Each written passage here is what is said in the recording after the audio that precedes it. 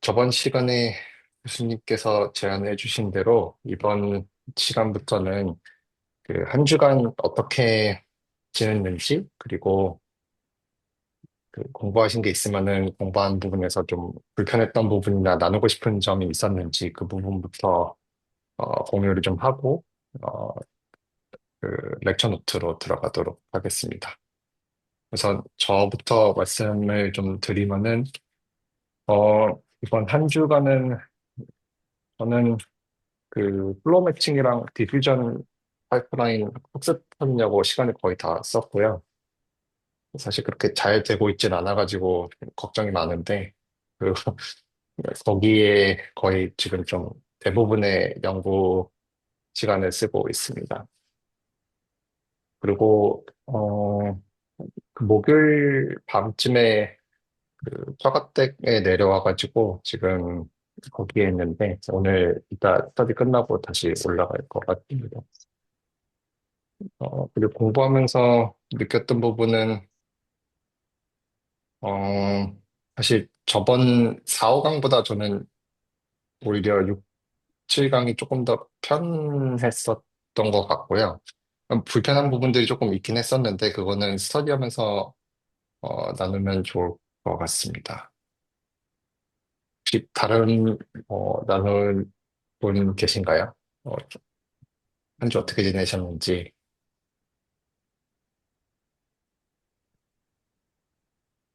네, 저부터 말해보겠습니다. 저는 1학년 학부생이고, 이번에 막 새로 기대서 참여하게 됐는데, 아직 6강까지, 5강까지인가? 다는 못 봤거든요. 1강이랑 2강에서 자연수 페아노 공리계랑 직문수에서 지금 선형 연산 하고 있길래, 그거 조금 들여다보고 있는데, 네, 여러분들하고 말씀 좀 나눠봤는데, 해석학까지는 아직 못 해가지고, 그냥, 네, 들으러 왔습니다. 네, 환영합니다. 잘 오셨습니다. 네, 저는 그냥 계속 책 읽고 있고요. 글 열심히 쓰고 있고요. 근데 진로는 안 나갑니다. 그래서 많이 괴롭고요. 수학은 이제 제가 세 가지를 이렇게 동시에 하고 있거든요, 사실은. 그러니까 선형대수하고, 그 다음에 이제 기초 미적분 이쪽하고, 그 다음에 저희 기대수 하는 거, 이거 하고 있는데, 그 기대수 이거 공부하면서 이제 항상 느낀 게 지금 사실 우리가 하는 게 좀 추상적인 부분들이 많잖아요. 근데 이제 이렇게 뭐랄까 선형대 아니다 아직 선형대수는 아니고 이제 미적분이겠죠. 미적분 이런 걸 이제 막 풀다 보면 이제 지금 우리가 하는 공부들이 막 생각이 나요. 그래서 이제 저는 이렇게 실제 그러니까 미적분 문제를 풀면서 지금 우리가 하는 이야기가 이게 도대체 무슨 소린가 이런 걸 좀 메꿔가는 그런 단계거든요. 왜냐하면 이렇게 뭐 메꿔야 될 도대체 이걸 어디다가 어떤 맥락에서 이해를 해야 이 문장들이 이해가 되는 건가. 그런데 저는 그 수학 공부를 늦게 시작해가지고 그런 내용들이 많이 부족했다는 걸 최근에서야 깨닫게 됐어요.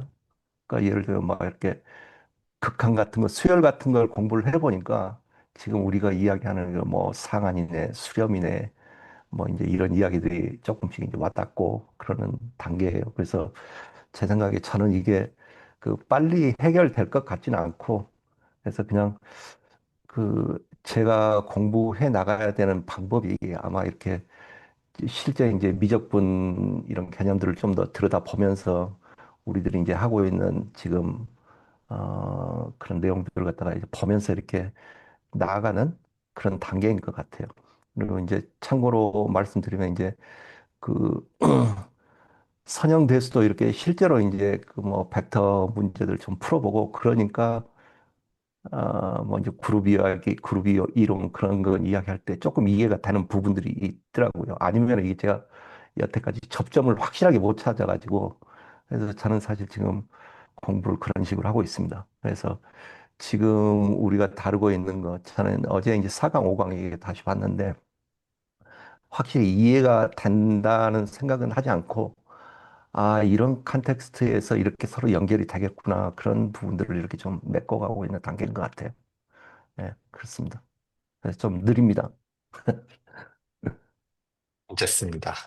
네, 감사합니다. 혹시 다른 분 뭐 공유해 주실 만한 거 있으실까요? 한 주 가벼운 내용도 괜찮고, 뭐, 공부하신 내용도 괜찮고. 저 한번 네, 해보겠습니다. 그거 한 주간 뭔가 이제 앞으로 수학 어떻게 하지 하다가 이제 어제 확률론과 미분기하 오리엔테이션 들어가서 뭔가 2기를 들어가는 형태로 이제 뭔가 공부를 하고 싶다라고 생각을 하게 됐고요. 그래서 어 그리고 이제 추석 연휴잖아요. 저도 이제 가족 구성원으로서 책무를 다해야 돼서 사촌 동생과 이제 막 초등학생 된 친구들과 놀려니까 어제 오늘 힘들어가지고 네, 그런 거 공유하고 싶었고요. 아, 또 이제 오늘 기대수를 사실 뭐 보지 못하고 왔는데 뭐 앞으로 여러 가지 일이 있을 테니까 뭐 공부해 오지 않더라도 어떻게 참여할지 오늘 좀 가벼운 마음으로 왔습니다. 네, 잘하셨습니다. 예, 다음 분, 어, 제가 좀 공유를 드리면, 회사에서 제가 올해 성과 마무리 단계거든요.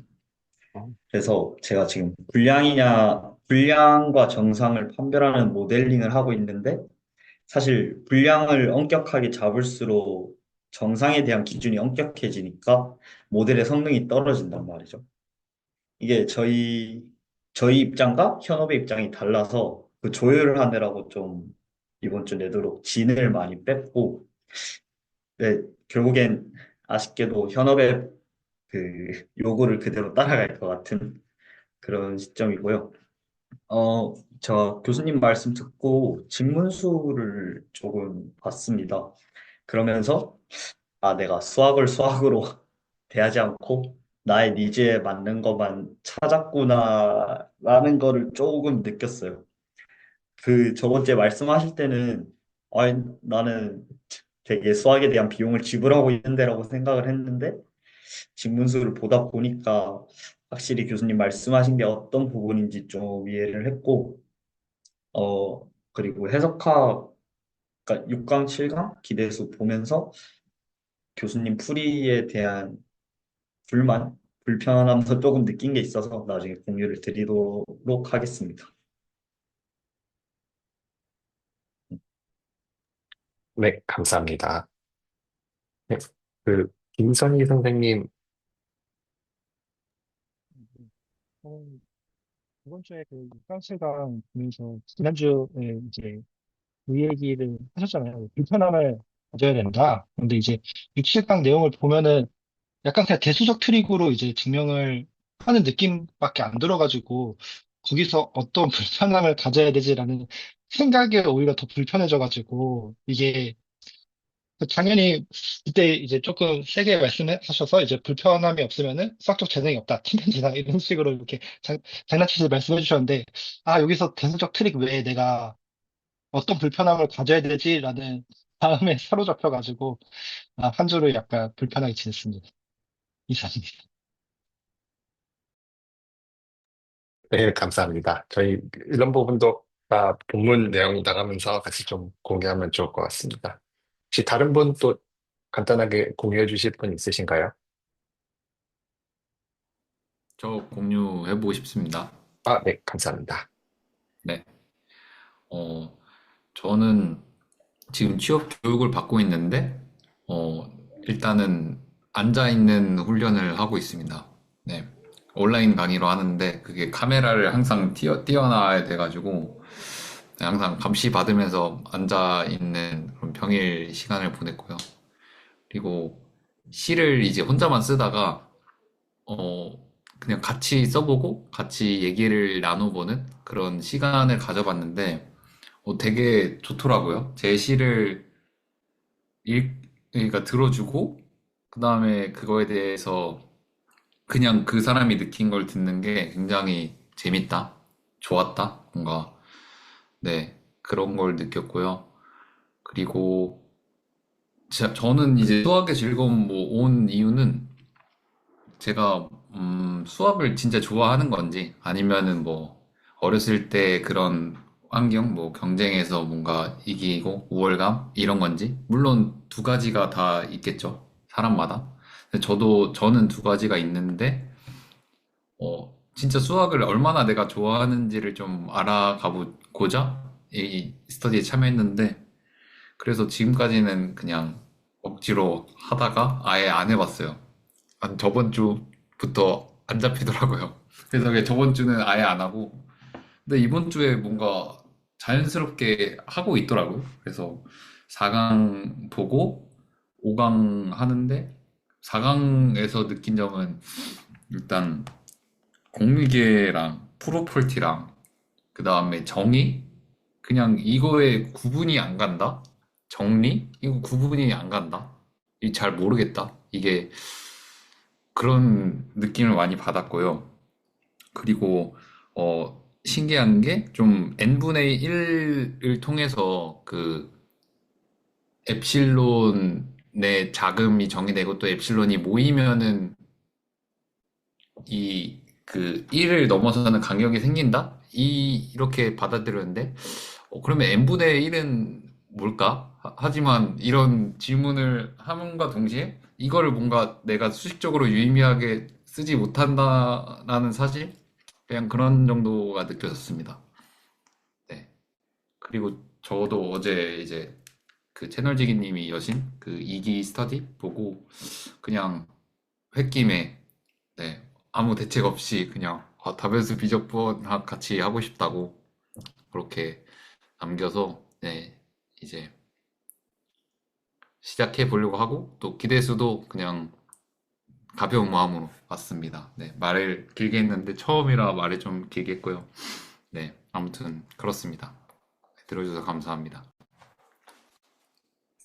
네, 감사합니다. 나중에 그 시 쓰신 거 편하실 때 저희들에게도 공유해 주시면은 같이 뭐 감상 같은 것도 나눌 수 있고 좋을 것 같습니다. 혹시 다른 분 계실까요? 뭐 한 주 간단하게 어떻게 지내셨는지 아니면은 공부하신 제가, 네네. 네네. 어, 일단 제가 지금 본가에 와서 이 카메라를 못 켜서 죄송하고요. 그니까, 사실 이번 주는 좀 많이 바빴던 것 같습니다. 제가 페이퍼를 하나 쓰고 있는데, 그거 정리하고 교수님한테 막 피드백 받고 이러는 게 좀, 평생이 좀 바빠가지고, 많이, 일단 그렇게 좀 바쁘게 살았던 것 같고요.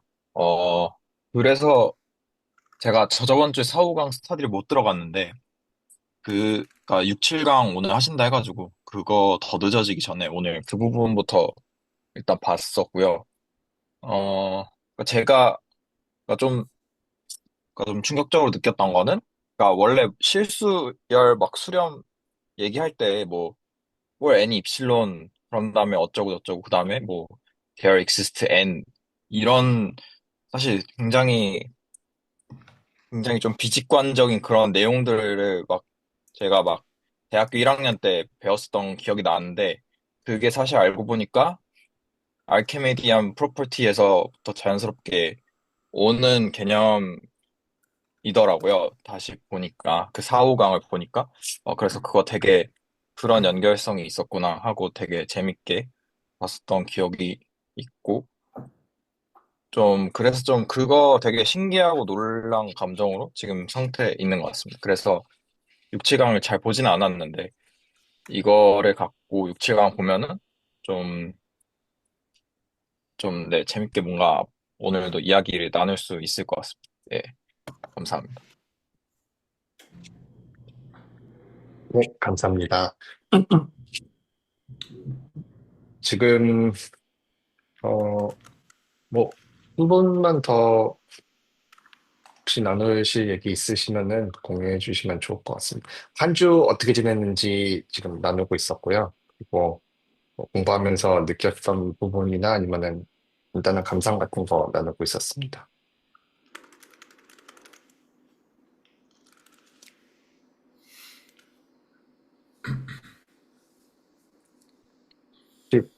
네,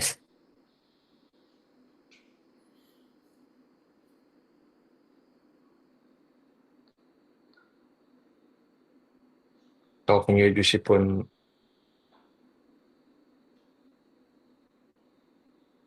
네, 최단근 선생님?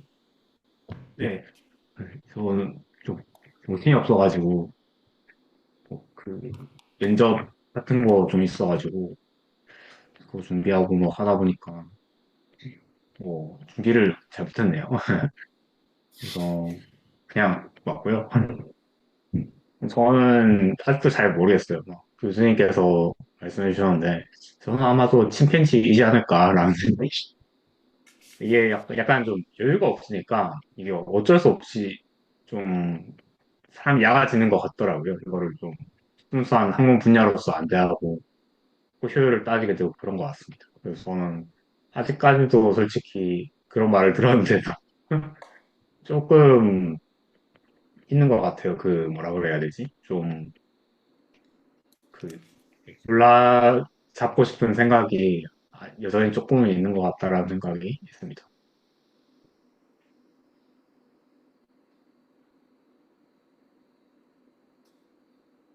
네, 감사합니다. 저도 사실 심적으로 여유가 많이 없어서 예, 준비하면서 이거를 하면 좋은데 당장 이득이 되는 부분이 안 보이니까 자꾸 그런 부분들을 계속 찾게 되더라고요.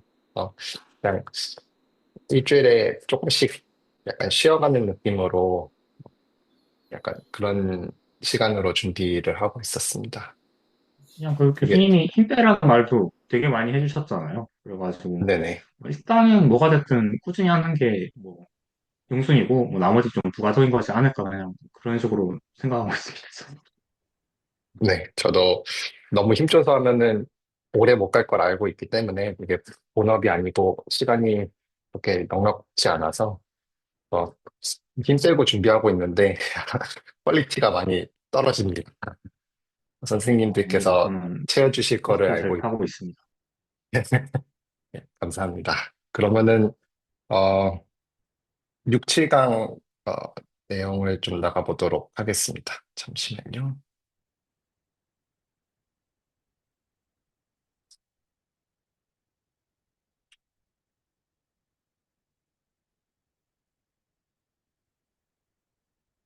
네. 음, 저희 정리부터 좀 카피를 하고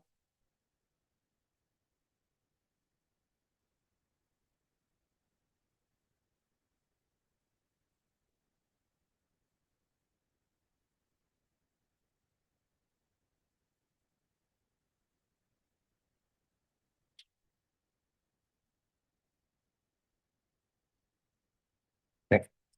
그러면은 저희 이번 6, 7강에서는 수열에 대해서 이야기가 좀 있었는데요. 일단 수열 정의를 먼저 좀 살펴보면은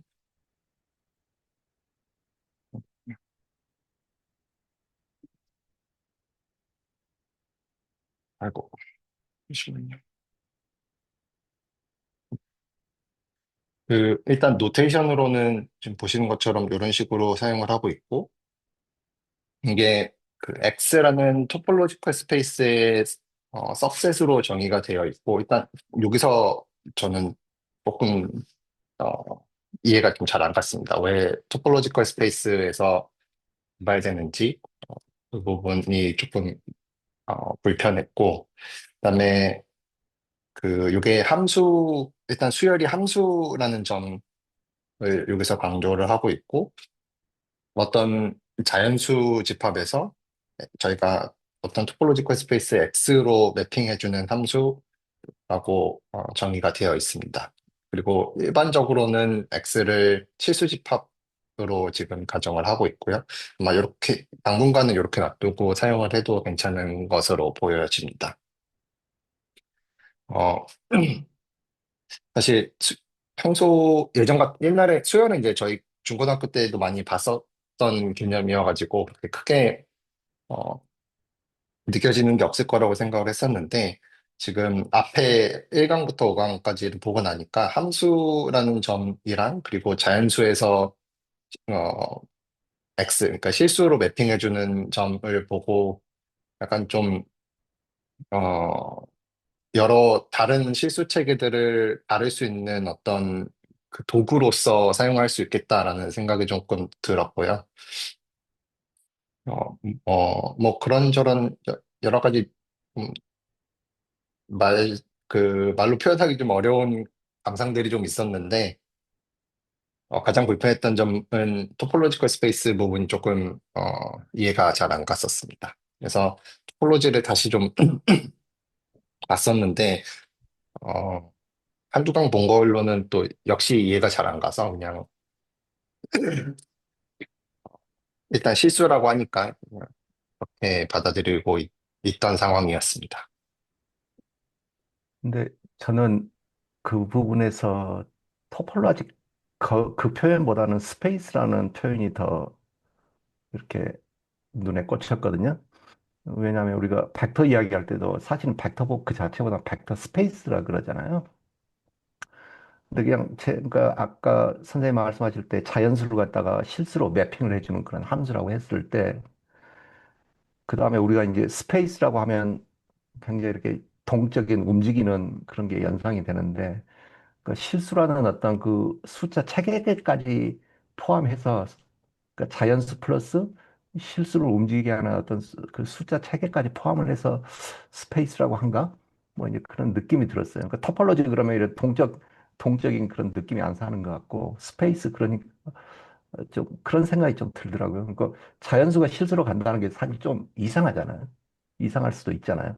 또 완전히 다른 숫자 체계인데, 근데 자연수가 실수 체계로 움직인다는 말은 자연수가 어떤 그 실수 공간에 있는 어떤 연산이랄지, 또 우리가 계속 배웠던 그 뭐야, 그뭐 상한, 또 알키미디언 프로퍼티 뭐 이제 그런 개념이 다 지금 절로 스페이스라는 개념 속으로 좀 포함이 된다는 그런 느낌이 들었거든요. 뭐 저는 사실은 스페이스라는 표현에 더 이렇게 좀 꽂히더라고요. 네. 가 토폴로지는 뭔지 뭐죠? 모르겠고 아직. 네. 네. 그 수학에서 말하는 혹시 스페이스가 뭔지 조금 설명해 주실 수 있으신 분이 계신가요? 해서 저는 몰라가지고 나온 것 같지도 않고 앞부분에 그래서 혹시 저 제가 이제 그 지금 그런 생각을 한 이유가 왜 우리가 그 자연수 그러면 숫자를 갖다가 먼저 이렇게 그 엘레멘트가 있잖아요. 그 뭐야 그 집합론으로 본다면 그 1, 2, 3, 4 이거 엘레멘트라고. 근데 엘레멘트만 있으면 별 소용이 없을 거라고 생각하거든요. 근데 거기에 연산이 더하기랄지 빼기랄지 이런 게 들어가야 그때부터 자연수가 이제 자연수 체계로 이렇게 작동하기 시작하잖아요. 근데 자연수 원소, 그러니까 1하고 2를 갖다가 예를 들어서 1 빼기 2 그래도 벌써 이상하거든요. 왜냐하면 마이너스 1이 나오는데 그게 자연수 안에는 또 마이너스가 없잖아요. 그러면 거기에서 이제 다른 숫자를 체계를 해봐야 생각을 해봐야 되고, 그러니까 이제 우리가 정수라는 걸 생각을 해보게 되고, 그제 말의 핵심은 그러니까 원소 그 자체로만, 자연수 원소 그 자체로만은 별로 쓸모가 없고, 거기에다가 어떤 이제 연산 더하기랄지 빼기랄지 곱셈이랄지 이런 걸 줘보면, 아, 자연수 속에서 이렇게 덧셈 뺄셈 다 되는가? 안 되면은 정수로 넘어가 봐야 되고, 그러니까 제 생각에는 스페이스라고 이야기할 때는 그 수학적인 대상, 여기서 자연수라는 그 원소 그 자체와 그 원소들을 움직이게 하는 그 어떤 연산이라는 걸 동시에 생각하는 게 스페이스지 않나 그런 생각이 들었거든요. 그렇게 생각을 하면 사실 자연수로 갖다 실수로 매핑해진다는 게 꼭 자연스럽지는 않고, 자연수를 실수로 매핑한다고 할 때 그 순간부터 이미 우리가 그 여태 이야기했던 그 여러 가지 개념들 뭐 상한, 하한, 뭐 알키미디언, 뭐 엡실론 이런 개념이 이미 다 들어오는 그런 생각이 들거든요. 뭐 투서는 없는데 그런 식으로 생각이 됐습니다. 예. 그, 이준모 선생님께서 위키를 공유를 해주셔가지고, 지금 정의 보면은, 어, 음, 깔끔하게 이해가 되는 것 같아요. 다 보이는데요. 일단 셋이고요. 거기에 스트럭처가 있는데 그 엘레멘트들 사이의 관계를 규정해주는 그런 스트럭처가 부여된 집합이라고 정의가 일단은 되어 있습니다. 여기서 스트럭처가 연산자인 것 같은데 다른 연산자 말고도 다른 게 있는지는 잘 모르겠습니다. 음,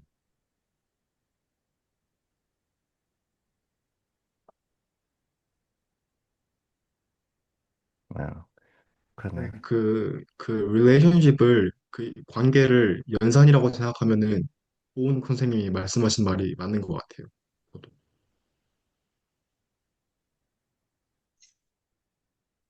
어, 네, 일단 그렇습니다. 네, 저희 뒷부분에 아마 선형대수 할 때 좀 더 자세히 그 스페이스나 스트럭처가 좀 나오지 않을까 싶은데,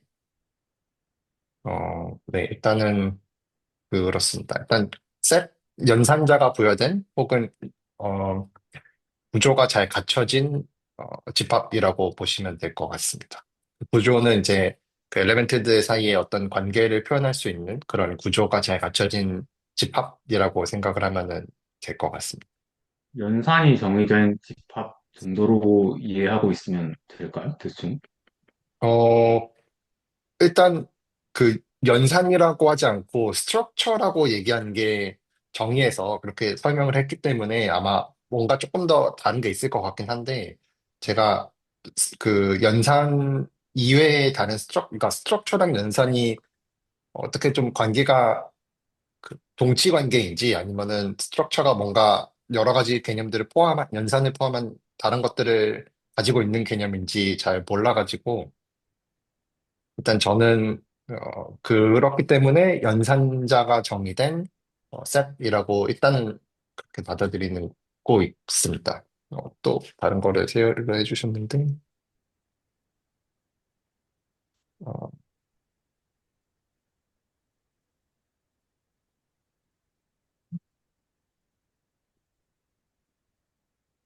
좀-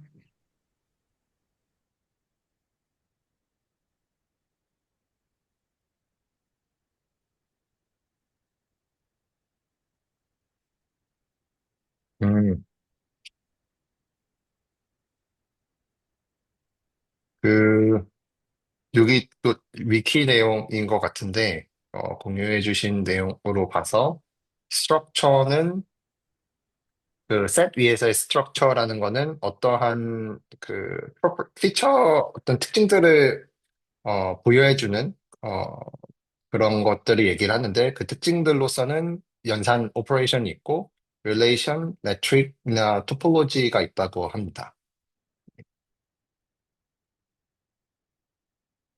뭔가, 뭔가 이제 굳이 따져보면은 저희가 함께 검토해 본 건 오퍼레이션이나 릴레이션, 뭔가 그 직관적으로는 매트릭도 나름 그 어설프게나마 본 것 같은데, 뭔가 이게 딱 그, 모르겠네.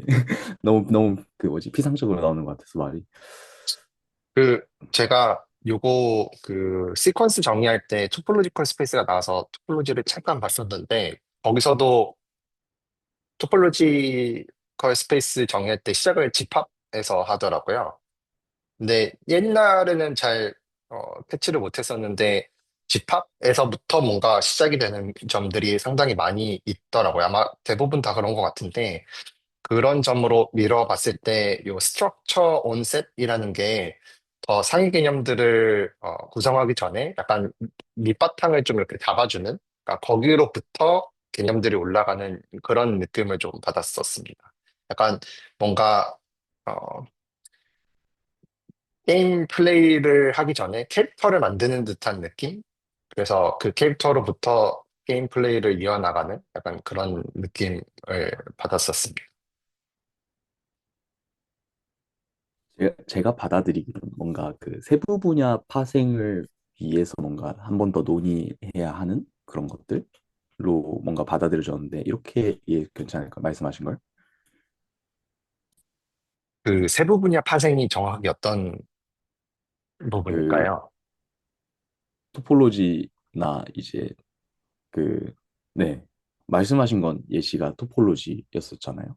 그쵸? 네. 네네. 그래서 토폴로지 위상 수학으로 가기 위해 집합론에서 이제 집합론은 우리가 이제 맞춰놨다. 그럼 이제 위상 수학으로 가자라고 할 때 그걸 논하기 위해서 그 스페이스로서 이제 집합을 바라보기 시작하는 맥락에서 뭔가 세부 분야로 갈 때 그 셋이 스페이스로 이제 논한다.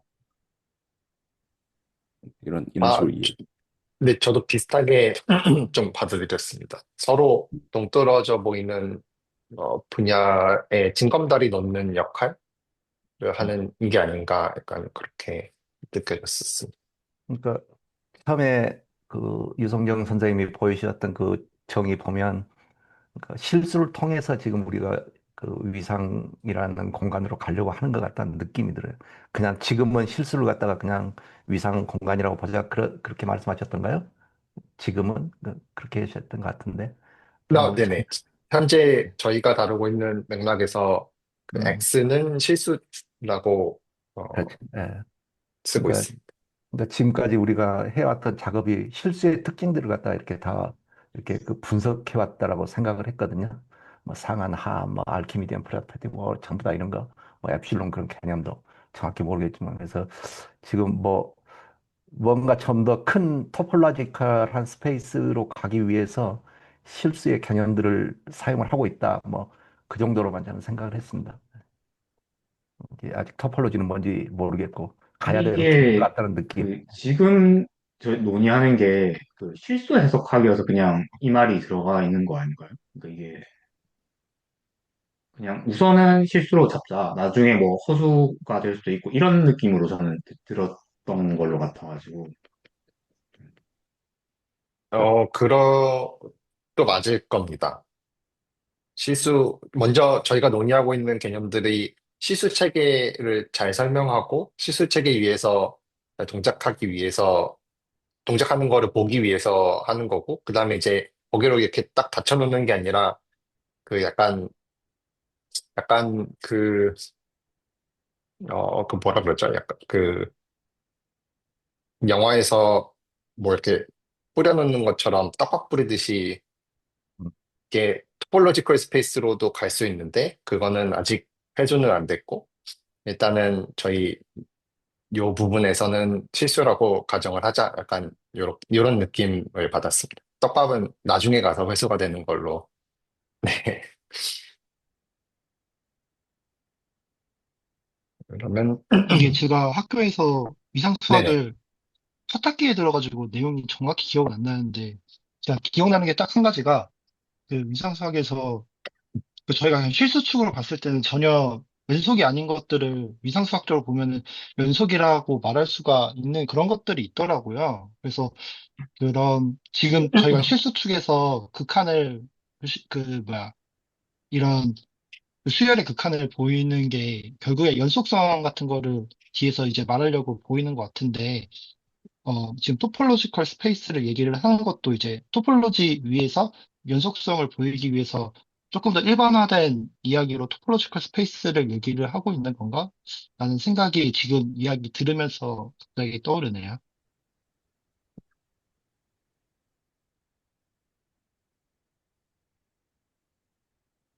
음, 네. 저는 여기서 그 자연수에 왜 이렇게 앵커 포인트를 잡고 가야 되나, 이게 조금 이상한 것 같긴 합니다. 그러니까 자연수 말고 그냥 뭐 다른 거 아무거나 가져와서 거기에다 매핑 시켜도 되는 거 아닌가? 근데 왜 하필이면 이렇게 자연수 가지고서 우리가 자연수만 뭔가 스페셜하기 때문에 뭔가 거기에만 그 매핑을 시켜서 생각을 해야 되는 건가? 라는 생각이 좀 들고 있습니다. 그 부분은 제 생각에는, 그러니까 자연수가 아니어도 되는데 알케미티안 프로퍼티에서 자연수랑 그 실수 간의 관계를 봤었잖아요. 그래서 그거를 이용하면 자연스럽게 저 실수열을 다룰 수 있으니까 저는 자연수를 굳이 잡은 게 아닌가? 라고 저는 일단 생각이 하고 있거든요. 혹시 어떻게 생각하시는지. 네. 그러니까 꼭 자연수 아니어도 되는데 알키메디안 프로퍼티에서 그렇게 밝혔으니까 일단 써보자 이런 느낌인 것 같습니다. 저는 뭐 그게 뭐 최선 유일한 수였다기보다는 네 그렇습니다. 저는 자연수가 말 그대로 되게 자연스러운 수여가지고 핸들링하기 쉽다고 좀 느꼈었거든요. 그런 부분, 그러니까 핸들링하고 쉽다고 생각했던 부분이 그 1, 2, 3, 그러니까 이런 식으로 좀 디스크릿하게 넘어가는 값들이 중간중간에 저희가 굳이 크게 고려하지 않아도 되는 점들? 예를 들어 실수면은 1과 2 사이에 무수하게 많은 수가 있을 텐데 그런 게 없이 그냥 딱 디스크릿하게 1, 2, 3 이런 식으로 넘어가는 점에 대해서 자연스럽고 저희가 직관적인 범위 내에서 무리 없이 쉽게 핸들링 가능한 수 체계를 이용을 해서 상당히 좀 직관에, 직관스럽지 않은 아니면은 좀 다루기 어려운 실수를 좀 컨트롤할 수 있다라는 점에서 자연수가 좋은 선택이지 않나라는 생각을 조금 그렇게 느꼈었습니다. 인덱스로 쓰기 제일 깔끔해서 첫 네네. 번째, 두 번째, 세 번째 그러니까 보통 그냥 그렇게 인덱스로서 뭔가를 쓰기 제일 깔끔한 게 자연수잖아요. 네네. 어, 그런 거 아닐까 생각이 듭니다. 그러면 이제 지금 저기서도 정확히 보면 그냥 인덱스네요. 그죠? A에 언더스코어 N 할 때 N이 다주말로 하면 인덱스겠죠. 네. 그 그리고 인덱스라는 개념도 사실, 네, 가산 무한 집합. 네. 그리고 어떻게 보면 이게 그 오더도 돼 있어야 되고, 그러니까 1, 2, 3, 4, 5 이런 순서가 쫙 돼 있으니까 그런 면에서도 자연수가 그 역할을 잘할 수 있을 것. 근데 이제 이건 그냥 굉장히 개인적인 사담인데 이제 이런 질문이 나오면 이제 막 도대체 이 질문을 어디까지 해야 되냐 막 저는 이제 그런 생각이 들거든요. 근데 아 이건 데피니션이구나. 그러면 저는 거기서부터 개인적으로 질문 안 하려고 그럽니다. 왜냐면 저 처음에 이야기했잖아요. 그 한번 디스코드에 올렸던 것 같은데 이제 수학 전공이 아니다 보니까 데피니션은 그냥 데피니션을 받아들이고 나는 하겠다. 개인적으로 그래가지고 안 그러면 안 끝나더라고요. 이게. 뭐 제 개인적으로 그렇습니다. 네. 좋은 스택이지 않을까요? 예? 그 막 예? 수학자분들도 제가 미분 방정식 수업으로 처음에 여기 들어왔었는데 그때 딱 예. 수학과 박사님이 그 박사 과정 선생님께서 막 리딩 하셨는데 딱 시작할 때 하시던 말이 수학할 때는 처음부터 끝까지 다 해보던가 믿던가 둘 중에 하나는 해야 된다. 예. 저도 좀 믿는 쪽으로 가는 것 같습니다. 네. 예. 네. 제가 그 생각했던 이유는 그 그냥 저는 그냥 데피니션은 그냥 그래 내 수준에서 이제 공리 정도로 받아들이자 이제 그 정도는 이제 생각하는 거고요. 두 번째는 이제 책을 읽다 보면 데피니션 다음에 이제 뭐 여러 가지 프로퍼티가 나오고 그 데피니션에 관한 프로퍼티가 나오고 그 다음에 그 프로퍼티를 사용을 해서 증명을 하고 모든 수학책들이 거의 제가 읽었던 수학책들은 그런 시퀀스로 되어 있는 것 같아요. 그러니까 뭐냐면 뭔가를 이제 증명을 하기 위해서는 결국은 데피니션에 근거해서 증명을 하더라 그런 걸 이제 좀 느꼈거든요. 또 그것도 이제 개인적으로는 다른 이유이기도 합니다. 그래서 아니면은 이게 공부가 너무 방대해지고 뭐 아니면 뭐 은퇴해서나 뭐 그때 뭐 할 수 있는 작업이다 그렇게 생각을 했어요. 그냥 개인적으로 그렇습니다. 네. 그 그리고 채팅에서도 언급해 주셨듯이, 그 뭐지? 그 오더링 프로퍼티 때문에 자연수가 또 유용한 것 같거든요. 그 오더링 프로퍼티도 그 사실 데피니션은 그 저희가 받아들이고 간다고 얘기는 하지만 사실 공리체계 위에서 데피니션이 정의가 돼야 되는데 저희가 지금 다뤘던 공리체계가 현역 공리체계밖에 없기 때문에 그리고 그게 좀 아마 가장 근본이 되는 공리체계 중에 하나가 아닐까 싶은데 그런 점에서 봤을 때 자연수라는 집합은 되게 좋은 성질들을 많이 가지고 있는 그런 집합인 것 같습니다.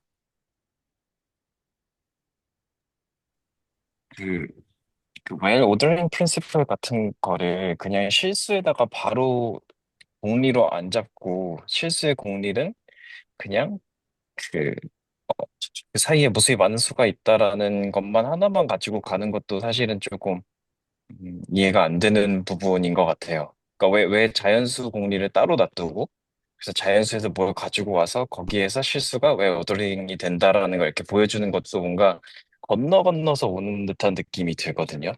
이게 뭐 저번 강의까지 이제 하는 내용을 다시 회상을 하면서 지금 생각을 해보면, 아, 그런 게 좀 지금 생각해보니까 많이 이상하네? 라는 생각도 좀 들고 있습니다. 그 웨일 오더링 같은 경우 자연수에서는 되게 직관적으로 그 순서가 부여되는 것 같거든요. 잡혀진 서브셋 내에서 가장 작은 수라는 게 이제 자연수 내에서는 잘 그 선택이 가능한데 실수 체계 내에서는 그 순서를 잡는 게 조금 직관적이지 않아가지고 어, 그런 게 아닌가 싶습니다. 네. 근데 실수에서도 두 수의 어떤 크기 같은 건 항상 비교를 할 수가 있잖아요. 그 수가 무한계가 있다, 셋을 잡고 나면은 무한계의 수가 있다 네. 보니까, 네, 그래가지고, 예를 들어서 집합이 열린 집합으로 잡아지면은, 그 실수에서는 가장 작은 수를 그 집합 내에서 잡기가 불가능하잖아요. 그냥 저희가 기존에 알고 있던 그 크기 비교를 하는 형태로 가게 되면은. 근데 자연수 같은 경우는 열린 집합 셋으로 잡아도 그거를 제외한 그 다음 숫자를 딱 잡으면 되니까 그런 형태에서 직관적으로 웰 오더링이 자연수 집합 내에서는 잘 정의가 되는데 실수 내에서는 조금 정의가 애매한 것 같아 보입니다. 네. 저 같은 경우에 당장 드는 생각이 보통 실수가 일반적인 경우에서 그 순환하지 않는 무한소수로 알고 있거든요. 그래서 실수 중에 대부분이라고 하면은 보통 일단 막 잡는 게 가능하다고 치면은 일단은 그 수는 저희가 절대로 못 적는 수라고 생각을 하고 있어서 그런 면에서 거의 조작이 불가능하지 않나 그런 생각이 좀 들었어요. 네. 음. 근데 저가 드는 생각은 사실 뭐 열린 집합 예시를 들어주셨지만 만약에 닫힌 집합이라 치면 실수라는 것도 최소값 이런 걸 잡을 수 있잖아요. 그럼에도 그런 케이스에도 자연수를 쓰는 이유는 제 생각에는 그 무한의 영역, 저희가 다룰 수 없는 거를 최대한 저희가 다룰 수 있는 걸로 매칭을 시켜서 다루기 위해서 자연수의 체계로 이렇게 계속 건드리는 게 아닌가라는 생각이 들더라고요. 예를 들어서 뭐 순서가 있고, 그러니까 뭐 카운터블 한 건 정수도 사실 카운터블 하잖아요.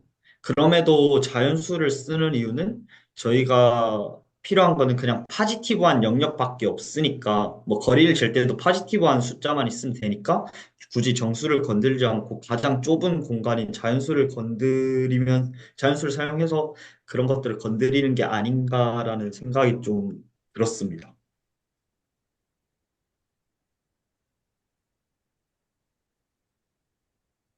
네. 어, 비슷, 메이크 센스한 것 같습니다. 가장 작은 집합 내, 그러니까 저희가 알고 있는 것 중에서 다루기 쉽고 가장 직관적이고 그리고 가, 그, 좀 작다고 느껴지는, 그러니까 그거보다 더 아래로 내려갈 수 없는 집합이 자연수 집합이 아닌가, 네, 싶네요. 어, 네, 데피니션 1에 대해서 꽤 많이 이야기를 나눴는데, 다시 이야기를 하다 보니까 조금 더 개념이 명확해지는 것 네, 좀 더 명확해진 것 같습니다. 이게 전에 조금 그 생각하지 못했던 부분도 좀 있었던 것 같고, 그 다음에 데피니션 다음 거를 좀 보면은, 어, 수렴에 대해서 정의를 하고 있는데, 요 정의가 사실 이제 그 강의 대부분의 증명과 논의들이 요 수렴 정의를 이용해서 진행을 좀 하고 있고, 어, 제가 그런 증명이나 아니면은 뒤에 강의들을 조금 봤을 때 느꼈던 점은, 일단 요 정의부터 좀 먼저 설명을 좀 드리면은, 어, 저희가 앞서 정의한 수열이 이렇게 주어져 있고, 요게 수렴한다는 정의, 네, 수렴이 어떤 실수값 알파로 간다는 거는 일단 첫 번째로 for each epsilon에 대해서 there exists 한 어떤 자연수 n이 epsilon에 depend한 n이 존재를 하는데 그게 다음 조건을 만족시킵니다. 그런 식으로의 순서로 진행이 되고 있고 강의에서도 나왔듯이 순서가 바뀌면은 정의 개념이 완전히 바뀌어버려가지고 네, 음, 일단 요 순서가 되게 중요하고요. 그다음에 요 정의에서 함의하는 거는 어떠한 작은 엡실론 양수 값을 잡더라도 그거에 대응되는 어떠한 자연수가 존재해서 그 자연수에 매핑되는 시퀀스를 통해서 매핑되는 실수값이 저희가 잡은 실수값이 수렴하고 있는 수렴값의 차이보다 항상 작게 되는 양수값보다 항상 작게 되는 그런 자연수 n이 존재한다. 약간 이런 식으로 받아들이면 될 것 같습니다. 그리고 어, 약간 하려고 했었던 얘기는 여기 실험성 정의를 가지고 이제 뒤에 증명들이 좀 진행이 되는데 약간 좀 테크니컬한 느낌을 좀 많이 받았었습니다. 음, 음. 그, 저도 지금은 이걸 사실 약간 테크니컬하게 이해하는 부분도 저는 있기는 한데, 그 가장 테크니컬한 게 처음에 엡실론을 갖다가 0보다 큰 어떤 숫자로 잡자. 그래서 되게 인위적이잖아요. 난 엡실론을 난 100으로 잡을 거야. 어떤 사람 뭐 10으로 잡을 거야. 근데 그 부분이 항상 조금 왜 저렇게 잡지? 그게 항상 물론 이제 그 맨 나중에 AM-알파의 절대값은 엡실론보다 작다. 이제 그거하고 연관이 될 것 같은데. 근데 지금 뭐 답해도 되고 안 해도 되는데 항상 그 부분이 좀 그랬어요. 왜냐면 특히 이제 우리가 그 엡실론 델타까지 이야기를 하게 되면 엡실론을 먼저 딱 잡고 나서 그거에 대응하는 델타가 존재하더라. 그 이야기까지 가더라고요. 그래서 어, 어, 그 부분이 항상 좀뭐 궁금했어요. 네. 그러니까 되게 좀 인위적인 그런 정의인 것 같다. 왜냐하면 엡실론 내가 잡기 내가 어떻게 잡는 내 마음이잖아요. 잡는 건 정의에 따르면. 그러니까 그런 면에서 약간 인위적이고 약간 테크니컬한 것 같다. 그렇게 저도 느꼈습니다. 네.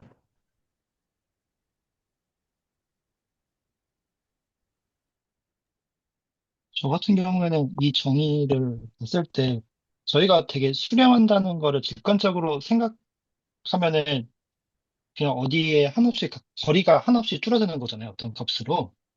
그거를 되게 그냥 수학적으로 잘 정리해서 썼다라는 생각이 많이 들었거든요. 그리고 특히 이제 for each 입실론 0보다 큰 이렇게 입실론을 잡는다는 게 정말 아무리 엄청나게 작은 어떤 숫자를 갖고 와도 이거를 만족한다고 하는 거니까 약간 뭐라고 해야 될까요? 무지개 반사처럼 너가 어떤 숫자를 갖고 와도 나는 이거 실험할 수 있게 더 작은 거를 잡을 수 있어. 막 이런 느낌이 들어서 되게 저희가 생각하는 그런 수렴의 직관을 되게 잘 표현해 준 정의라고 생각이 들기는 했어요, 저는.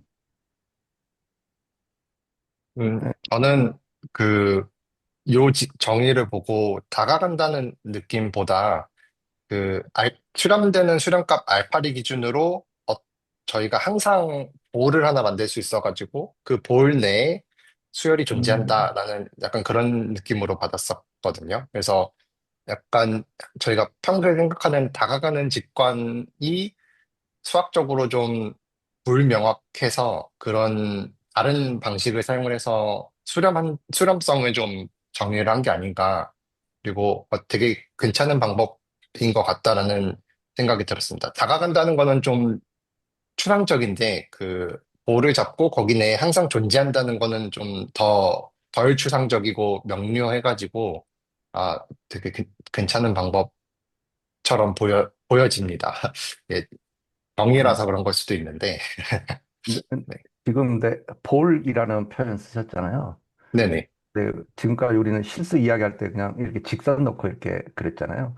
오른쪽은 포지티브 뭐한데 왼쪽은 근데 뭐 볼이라 그러니까 무슨 말인지는 이해가 될 것 같은데 뭐 길이는 그냥 다 이 직선 위에서 표현할 필요가 없으니까 근데 볼이라고 표현한 이유가 뭐 있나요? 특히 아, 왜냐하면 지금까지 저희는 계속 직선에서만 이야기해가지고 그 생각이 듭니다. 네네. 그 볼이라고 말씀드린 거는 그냥 제가 상상하는 게 그냥 이렇게 그러니까 사실 3D 이상으로는 상상할 수가 없고 그러다 보니까 딱 3D 볼만 생각을 하는데 그 2차원에서는 원이 되고 1차원에서는 그냥 바운디드 된 게 돼가지고 그냥 제가 생각하고 있는 이미지라고 생각하시면 될 것 같습니다. 저도 한번 해봐도 돼요. 그러니까 결국엔 이게 엡실론 안으로 뭔가 그 다가가는 직관과 함께 뭐 그 맞물리면서 이제 뭔가 볼로 이렇게 엡실론 플러스 엡실론 마이너스 엡실론 약간 이런 식으로 잡히면서 저희 절대값이니까 거기에서 뭔가 수렴하는 이미지가 더해져서 볼로서 뭔가 이해되신 것 같은 느낌인 것 같아요. 뭔가 공 떨어뜨리면 무조건 이제 그 가운데로 가니까. 그리고 그 저도 뭔가 얘기하고 싶은 게 그냥 수학적인 얘기는 아닌데 뭔가 이제 실수 얘를 이제 어떻게 다뤄야 되지? 이 부등호 이제 그 뭐지? 셀 수 없기가 그 셀 수 없으니까 이제 뭔가 욕망에서는 0보다 큰 자연수에서 0 다음 1 있는 것처럼 뭔가 0보다 큰 뭔가 무한소로 얘기하는 개를 이제 뭔가 갖고 싶은데 걔를 그 쓸 수 없어가지고 그 부등호 2번 써가지고 저렇게 쓰는 그 느낌?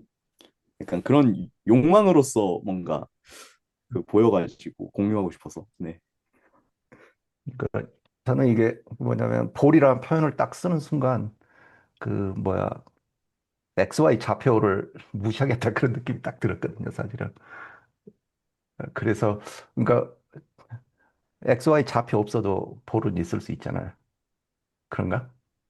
뭐, 이제 뭐 그런 생각이 들었고, 그다음 두 번째는 이제 사람들이 엡실론 그러면 뭐 아주 작은 숫자다 막 그렇게 이야기를 하는데, 제가 읽을 때는 엡실론은 내가 잡기 마음이거든요. 나는 엡실론 엄청 크게 잡을 거야. 그래도 저 정의는 성립하거든요. 사실. 그런 생각도 좀 들었어요. 예, 뭐별 생각은 아닌데, 엡실론 그러면 사람들이 너무 아주 작은 수, 거기에만 초점을 이야기에 맞춰가지고 하는 것 같아가지고, 근데 저 정의 자체 보면 엡실론은 내가 뭐 천으로 잡아도 되고, 뭐 그렇게 잡았는데, 저 절대값 am-알파 그 안으로 안 들어오면, 그래 뭐 좀 줄여주지. 이렇게 해도 되는 거고, 뭐 그런 생각도 좀 듭니다. 예.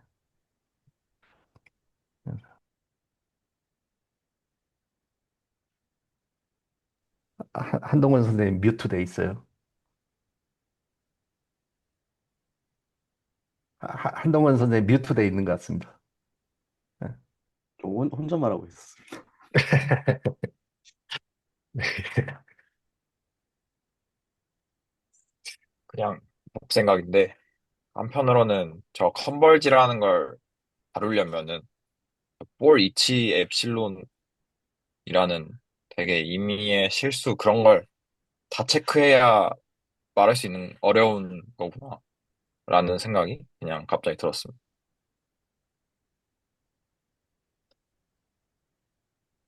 그냥 네 그냥 딱 짧게 그냥 얘기를 해봤습니다. 네. 네, 엡실론이 0보다만 크기만 하면 되기 때문에 정의가 네, 어떻게 잡든 만족을 해야 돼서 말씀하신 것처럼 좀 되게 타이트한 조건이구나라는 생각, 전에는 못 느꼈었는데 좀 타이트한 조건이구나, 약간 이런 느낌도 같이 있는 것 같습니다. 그리고 지금, 네, 또 부분이고, example를 하나 방에서 나왔었는데,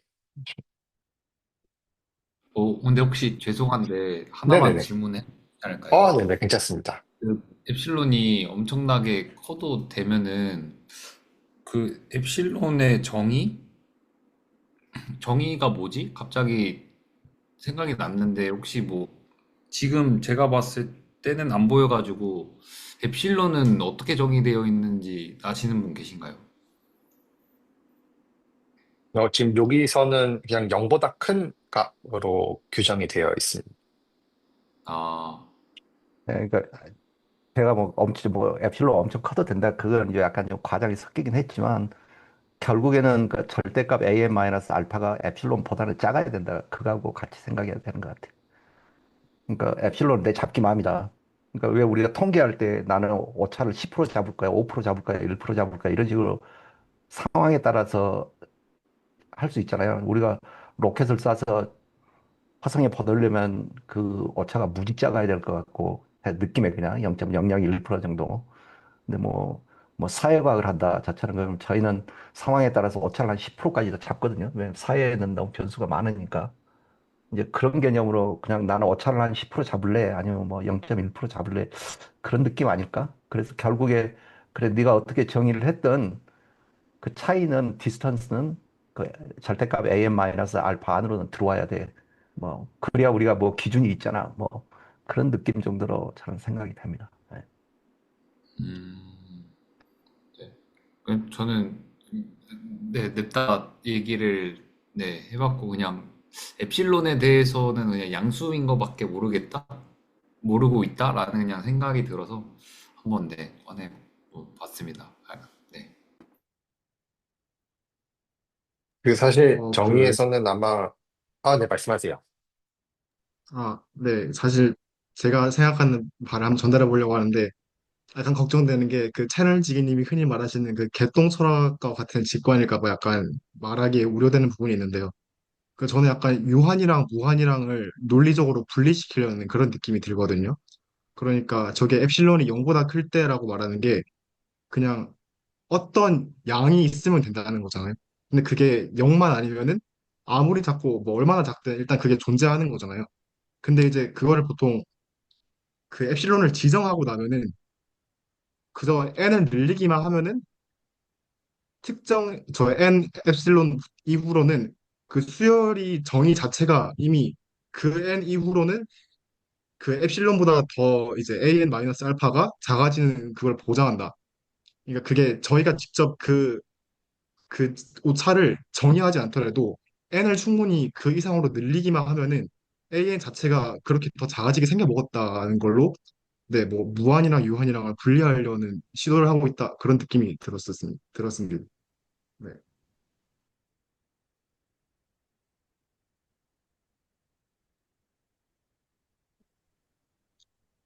그리고 한 이, 가지 관련해서, 네, 말씀하세요. 그 혹시 저거, 그 입술로는 지금 그냥 이미 양수라고 되어 있는데, 저게 0이면은 0이 왜 포함되어 있지 않은지, 항상 저런 거 볼 때마다 이런 의문이 있거든요. 저게 입실론이 지금은 0보다 큰 어떤 임의의 양수인데, 0보다 크거나 같은 임의의 양수이면은, 네. 이 0보다 크거나 같은 임의의 수면은 안 되는 그러면은 거지. 엡실론이 0이 되면은 그걸 네네. 만족하는 자연수가 존재할 수 없지 않을까요? 그러니까 엡실론이 한번 0이라고 쳐보면은 저 식에 넣어보면은 0보다 작아지는 n이 존재할 수가 없지 않나요? 왜냐하면은 어떤 수를 넣어도 실제로는 오차가 존재할 테니까 음, 그렇기 때문에 저 부등식이 네네네네. 성립을 안 맞네요, 하죠. 맞네요. 이게 네. 제 목소리 잘 AN, 들리시나요? 네네. 아, 네네. 네.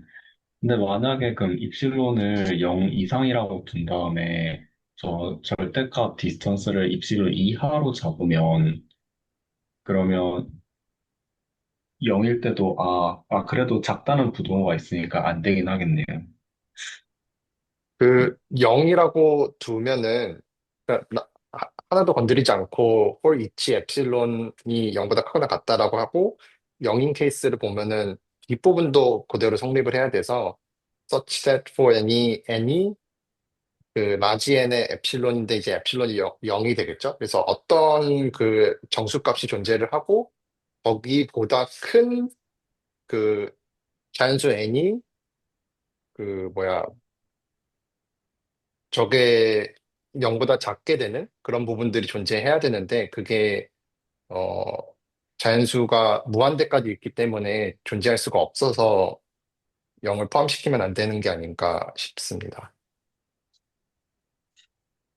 제대로 뭐 전달이 제가 됐는지. 생각했을 네. 때는 이게 아무튼 저희 그 뭐야 고등학교 때 수렴 그런 거 배울 때 뭐 어떤 값이 어떤 수열이 수렴 아니 그 어떤 함수라고 해야 될까요? 그게 수렴할 때 A가 된다는 거는 그 함수 값이 A로 한없이 다가간다는 거지 A랑 같다는 게 아니잖아요. 근데 만약에 저희가 입실론을 0과 같다는 것까지 넣어버리면은 이 수열의 그 최종 값은 그냥 정말 그 A랑 알파라는 값이랑 똑같아지는 거잖아요. 수렴한다는 게 아니라 진짜 그 값이어야 되니까 뭔가 수렴과의 개념이랑 약간 달라지는 거 아닌가? 이거는 수렴이 아니라 이퀄이 되는 거잖아요.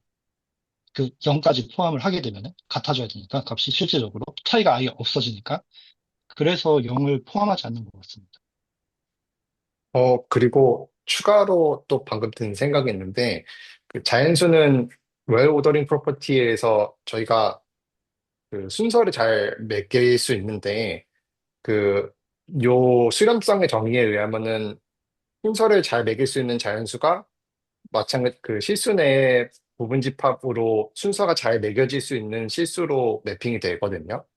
근데 0을 포함하게 되면은 그 라지 n 이상인 자연수는 순서가 잘 매겨져 있는데 그렇게 매핑된 an 값들은 그 알파로 값이 다 같아가지고 순서가 매겨지지 않기 때문에 그 0을 포함하면 안 되는 게 아닌가 싶습니다. 근데 뭔가 제 생각에는 그 순서, 음, 사실 순서라는 건 저희가 AN이라고 놨을 때 N에다가 인덱싱 자연수를 이미 부여를 하고 있잖아요. 그러니까 AN이 어떤 값을 갖는지보다는 AN의, 그러니까 자연수를 AN이라는 값으로 대응시키는 것 자체에서 이미 오더라는 개념이 저는 나타난다고 뭔가 이해가 되거든요. 자연수에서 그 오더라는 특성을 가져와서.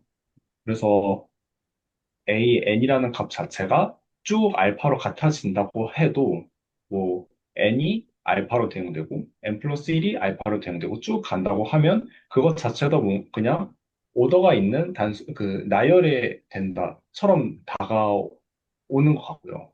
그리고 그다음에 아까 그 김선희 선생님께서 말씀해 주신 수렴할 때 뭔가 같으면 안 되고 다가오지는 개념이라고 생각을 했는데 뭔가 제가 느껴지는 컨버전스는 최소한의 보장 개념처럼 느껴지거든요. 그러니까 그 안에서 알파랑 같아져도 사실 저 입시론보다 작다라는 거는 성립이 되는 거잖아요. 그러니까 얘가 뭐 무수히 무한히 다가질 수도 있는 거고 이렇게 쭉 나열했는데 중간에 알파랑 같은 애가 있어가지고 뭐 빵이 될 수도 있는 거지만 어쨌건 얘가 그 입실론이라는 마진이라고 해야 될까요? 그 적어도 그 신뢰 범위 안에서는 놓는다의 느낌이어서 그 항상 다가가는 게 아니라 같은 값이 있어도 되는 게 아닌가라는 생각도 드는 것 같습니다. 어, 말씀 들어보니까 그 최소 보장 조건이 그 부분이 조금 저는 공감이 됐습니다. 예를 들어서 저희가 AN을 그냥 1이라고 했을 때 그 수렴성을 보면은 1로 수렴한다고 저희 전부 동의를 하고 정의에도 만족을 하잖아요. 그런 관점에서 봤을 때 등호가 있어도 상관이 없는데, 그러면은 등호가 없는 애들을 커버를 할 수가 없기 때문에 그러니까 정의 자체에서는 등호를 빼주고, 그게 이제 요 조건이 최소 정의 조건이다라고 얘기를 하는 것 같습니다.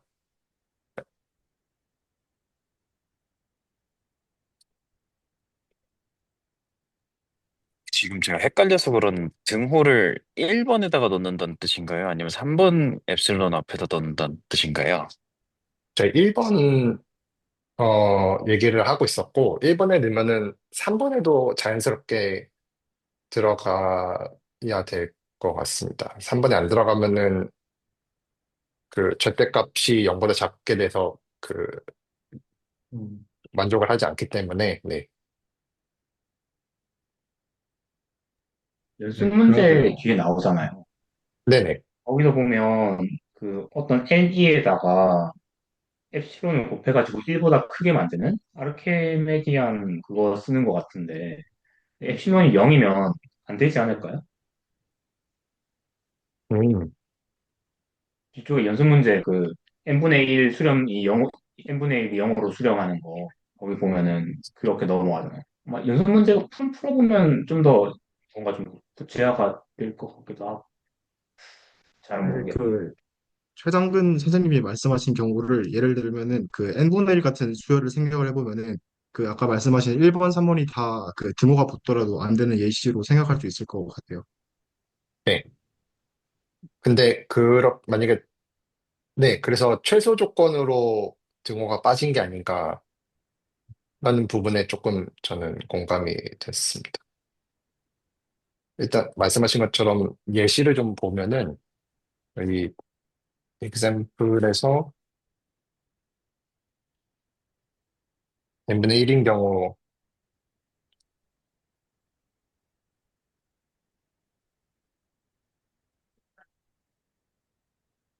0으로 수렴함을 이제 example에서 보이고 있습니다. 네, 말씀해주신 것처럼 얘가 그 등호가 들어가게 되면 저는 이제 레인지가 더 넓어져서 그 약한 좀 더 제너럴한 스테이트먼트가 된다 생각했는데 오히려 확인해야 될 요소 하나 더 늘어가지고 좀 더 강한 스테이트먼트가 되는 것 같네요.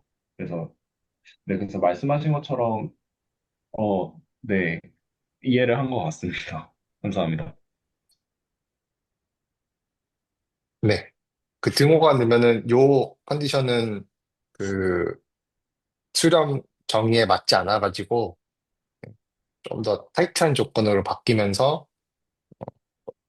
저희가 직관적으로 생각하는 컨버전스를 커버하지 못하는 그런 이유가 있는 것 같습니다. 그래서 이 부분을 좀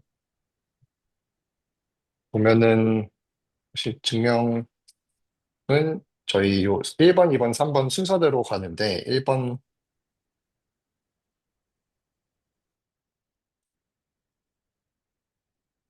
0보다 작은 엡실론을 하나 for any 엡실론이라고 하면은 여기서 이제 엡실론은 픽스가 됐고요. 2번은 그 이제 어떠한 n 어,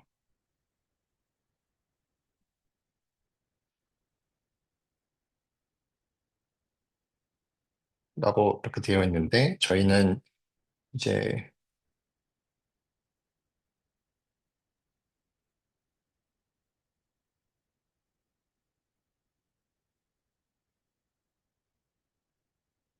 archimedean property에 의해서 이제 그 요런 엡실론에 dependent n이 이렇게 되는 n을 잡을 수가 있습니다. 그래서 얘를 잘 정리를 하면은 이렇게 되고 네, 그 다음에 3번을 보면은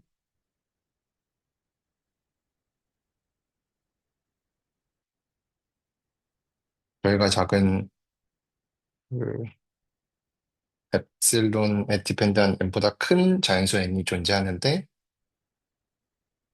일단 이 부분에 대해서 부등호 관계를 좀 다시 나열해서 쓰면은 이렇게 됩니다.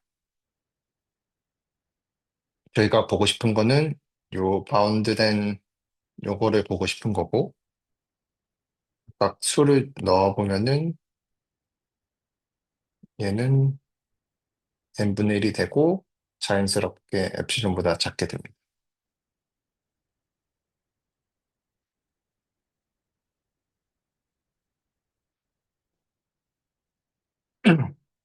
그래서 저희 아까 논의하던 부분을 적용해서 보면은 그 정의에 등호가 들어가게 되면은 아르키미디안 프로퍼티를 사용할 수가 없고 그렇게 되면은 지금 그 시퀀스 n분의 1은 0으로 수렴하는 게 아니게 됩니다.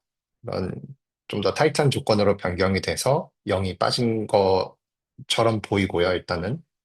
그다음에 그 0으로 시험한다의 증명은 정의의 1번, 2번, 3번 로직을 그대로 따라가서 서술을 하면은 자연스럽게 보여지게 됩니다.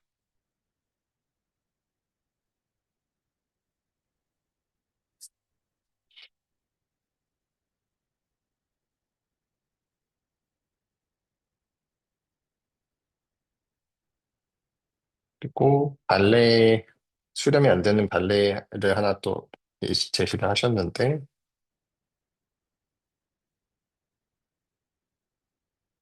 이번에는 1 마이너스 마이너스 1의 n승.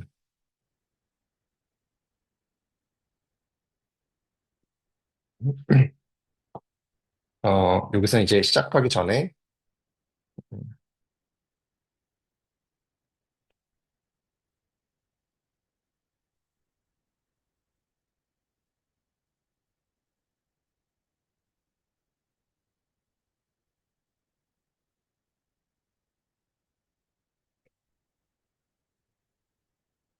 그게 차이가 2가 됨을 저희가 볼 수가 있고요. 어떠한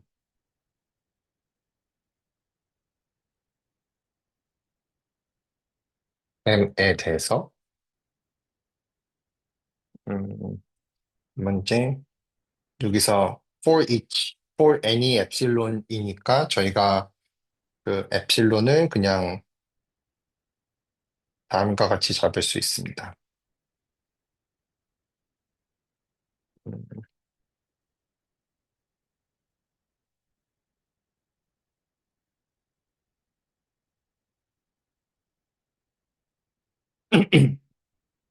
네. 그렇게 되면은 이제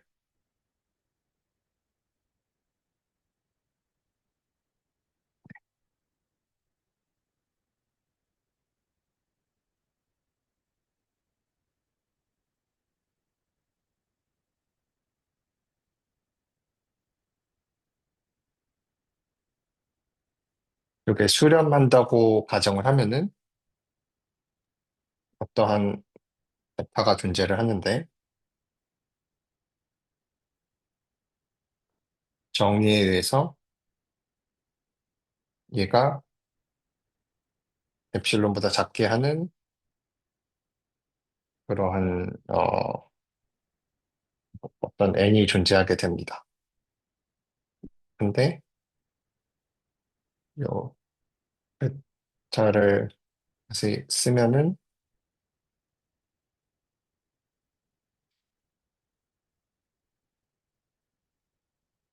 이렇게 쓸 수 있고 요거는 트라이앵글 이니퀄리티에서 이렇게 쓸 수 있고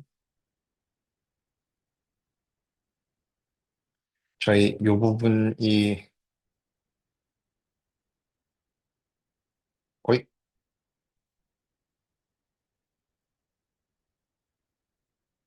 이 부분이 이미 2이고 이 부분은 양수이므로 요 전체 값은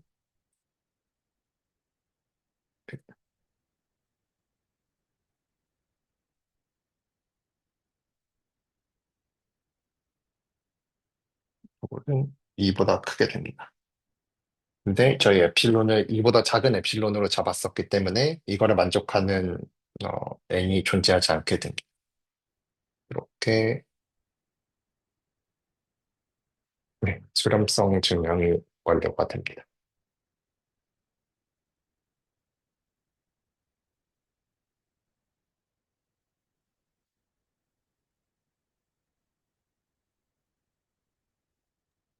음,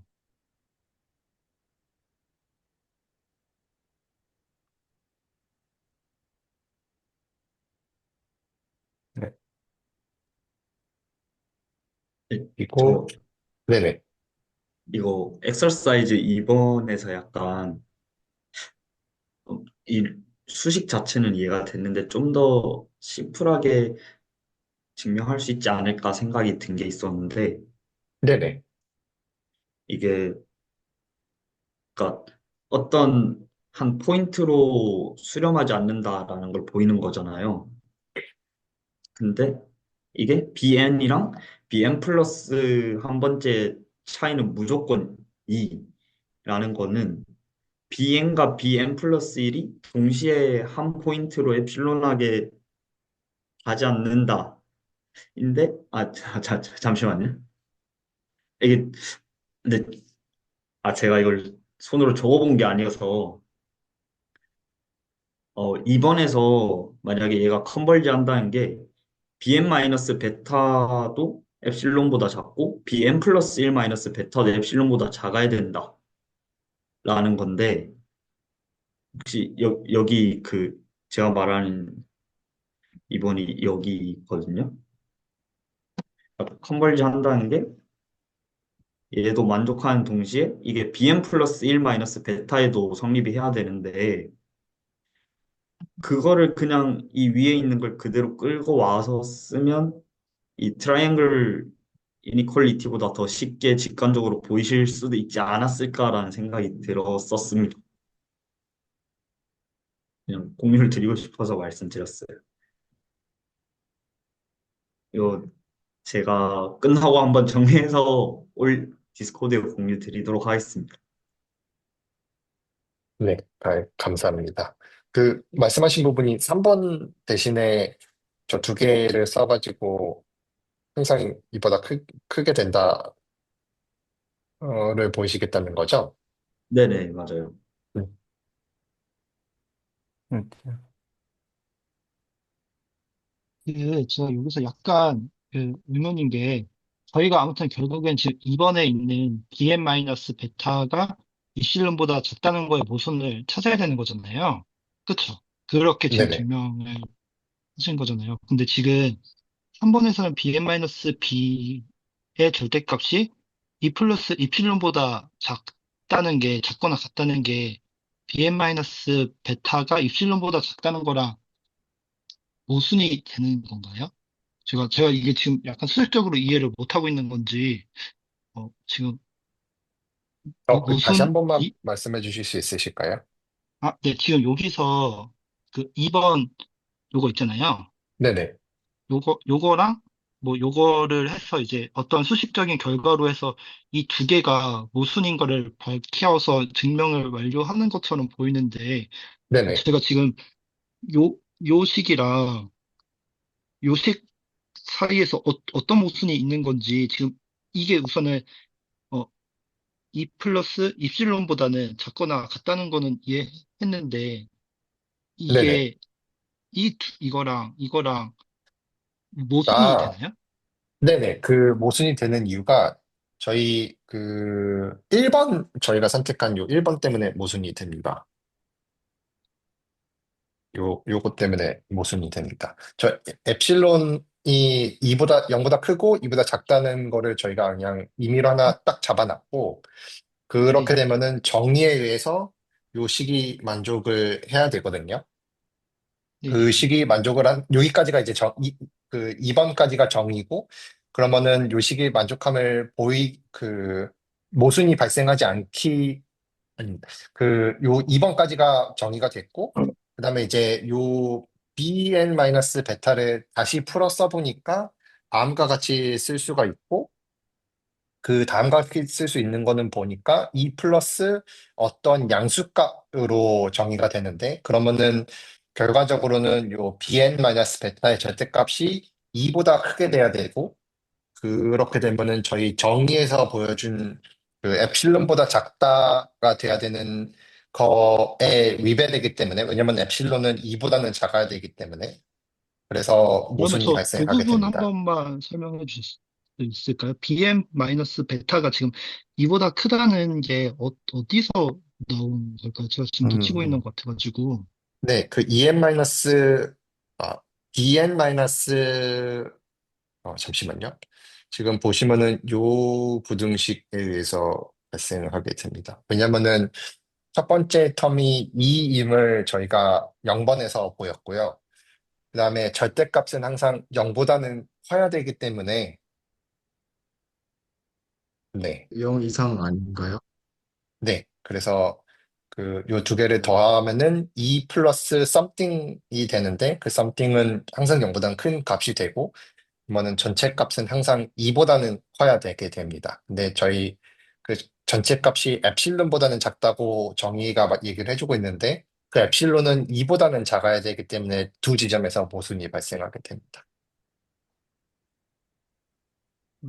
근데 그냥 저는 이렇게 처음에 주어진 b에는 1 마이너스 마이너스 1의 n승 그걸 보면 그냥 0하고 2를 왔다 갔다 하는 그런 그 수열처럼 보이거든요.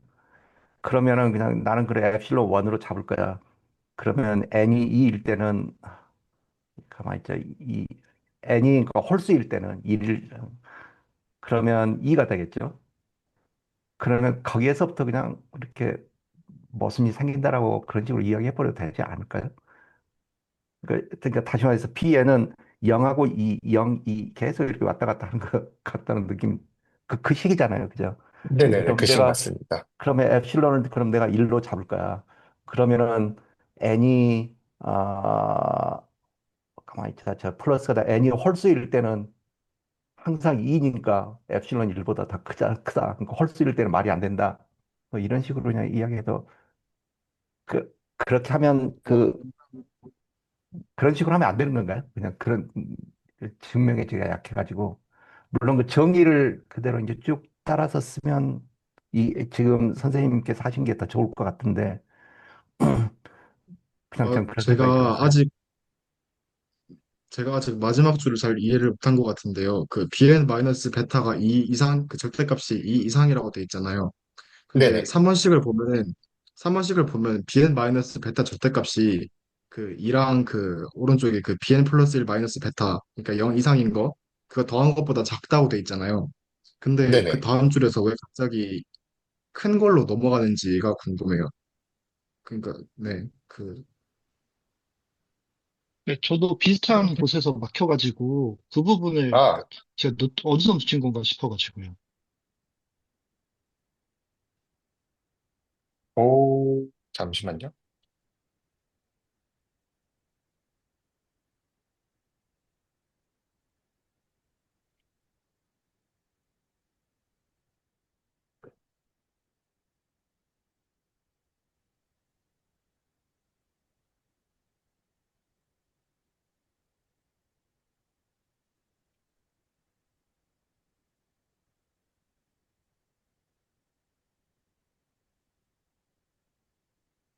어, 저도 지금 보니까 조금 헷갈리네요, 갑자기. 잠시만요.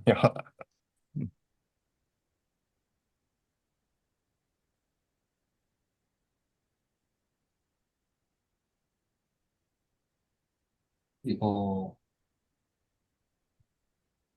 저도 이 부분이 좀 이상한 것 같아서 다른 방식으로 저는 했었거든요. 그거를 좀 해봐도 괜찮을까요? 네네. 아, 네, 알겠습니다. 잠시만요. 펜을, 알겠습니다. 저는, 이게, 잠깐만요. 네. 1, 2번까지는 똑같고요. 1, 2번까지는 똑같고, 3번은,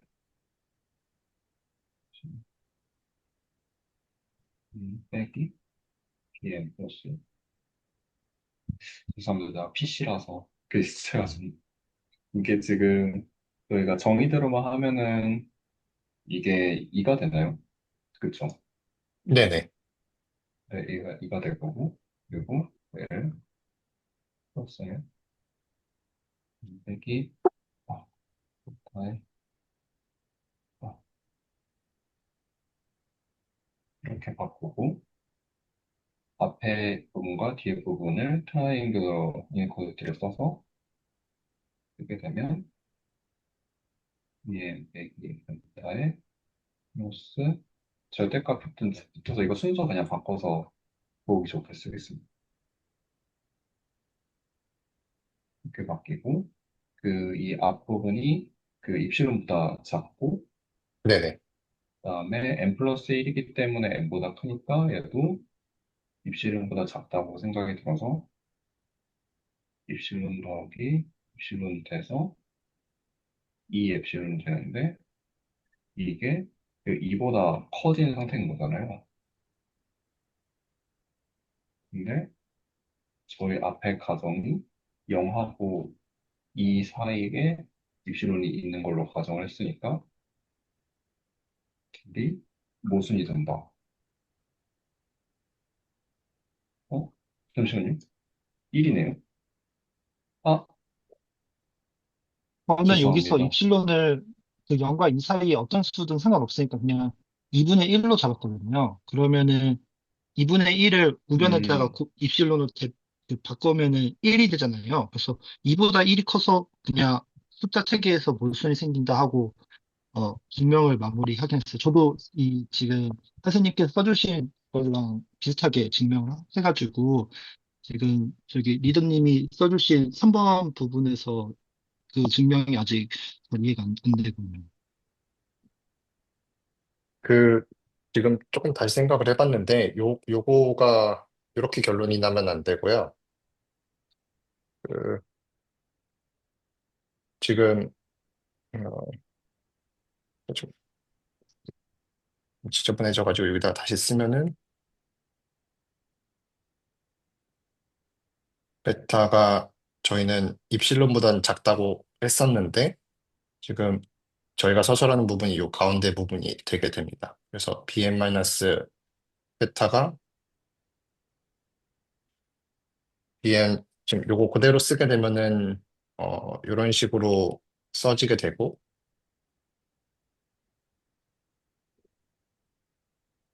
그리고 얘는 요 값 자체는 이제 2보다 크거나 같으면 안 되죠. 사실 2보다 커야 되는데 지금 요 바깥쪽에 있는 부등식이 엡실론보다는 작아야 되고 근데 요 엡실론이 2보다는 작아야 되기 때문에 여기서 모순이 발생하게 됩니다.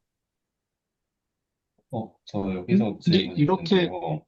어, 그 입실론하고 이 중간에 쓰신 여거랑 이 사이에 그 입실론하고 이 두 개 사이의 순서는 어떻게 결정이 난 건가요? 이 부분? 저도 어, 생각해 그 반대가 될 순서 수도 있을. 관계를 줄 수가 없을 것 같아가지고 음,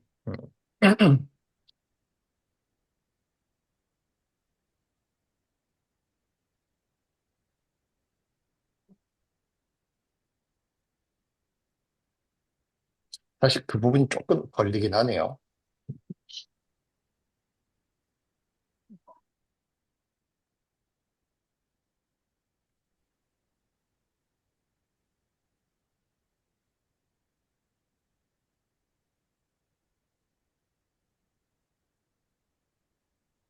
근데 그 부분에 대한 순서는 이게 수렴한다고 가정했으면은 n 입실론보다 큰 모든 n에 대해서는 am 마이너스 지금 이거 기준이면 bm 마이너스 베타가 입실론보다 작다인데 그 뭘 n 입실론 저 정의에 의해서 말씀드립니다. 그거보다 크다 했으니까 n 대신에 n 플러스를 넣어서 그렇게 된 거 아닐까요?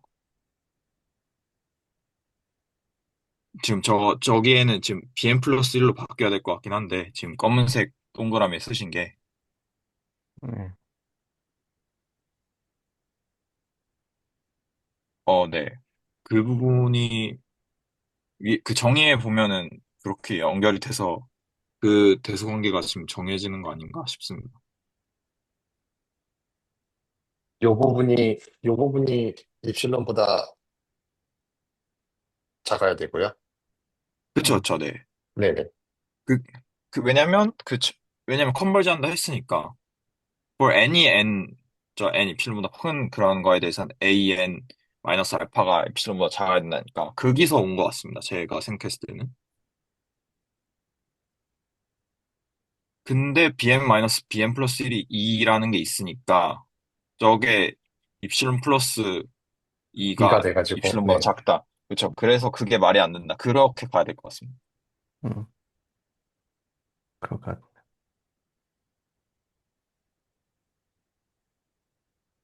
근데 그 사실 요 증명에서 그 한 가지 엑서사이즈가 나오긴 했었는데 저희 그 등호에 대한 언급이 없어가지고 요거를 어떻게 처리해야 되는지에 대한 엑서사이즈가 나왔었거든요.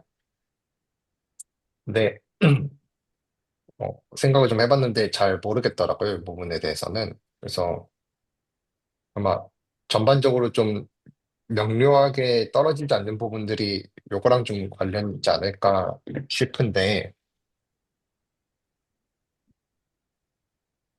네, 일단은 그렇습니다.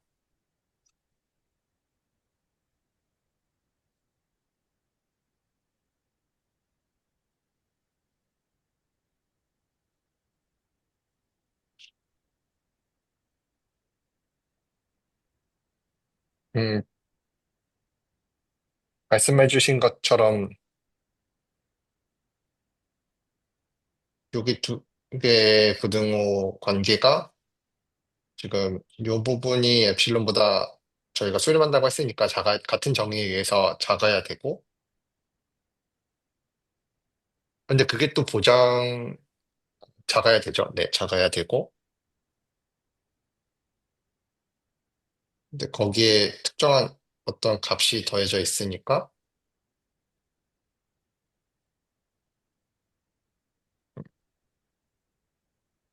저 그런데 그러면 말씀 주신 방향, 그러니까 지금 주어진 조건들을 모두 만족하는 그 부등호식을 하나 다시 저희가 만들 수 있는 거 아닌가요? 그러니까 제 아래다가 그대로 한번 해보겠습니다. 네네. 앞에 똑같이 하고, 음, 그러면 여기 잘 모르겠지만 일단 한번 써볼게요. 이렇게 되고, 만약에 이렇게 되고,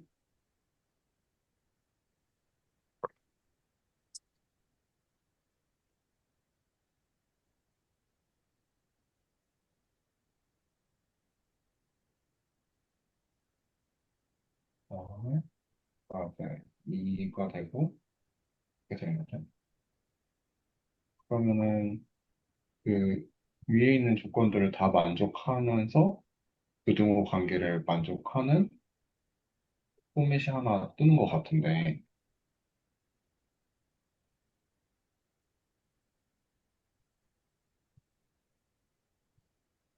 네, 그래서 혹시 저도, 제가 어디 뭐 잘못한 부분이 있을까요? 근데 저는 여기 이 부등호가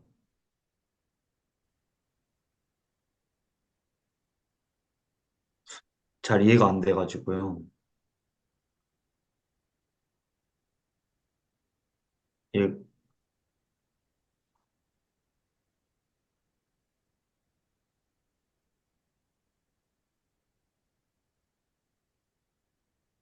이게 지금 입실론이 2보다 작다는 조건이 위에 1번에서 걸려 있어가지고 bn-bn 플러스 1이 2보다 아, 2랑 같으니까 요거는 음, 만족하는 것 같은데 저 네. 여기서 어떤 모순이 있는지 음.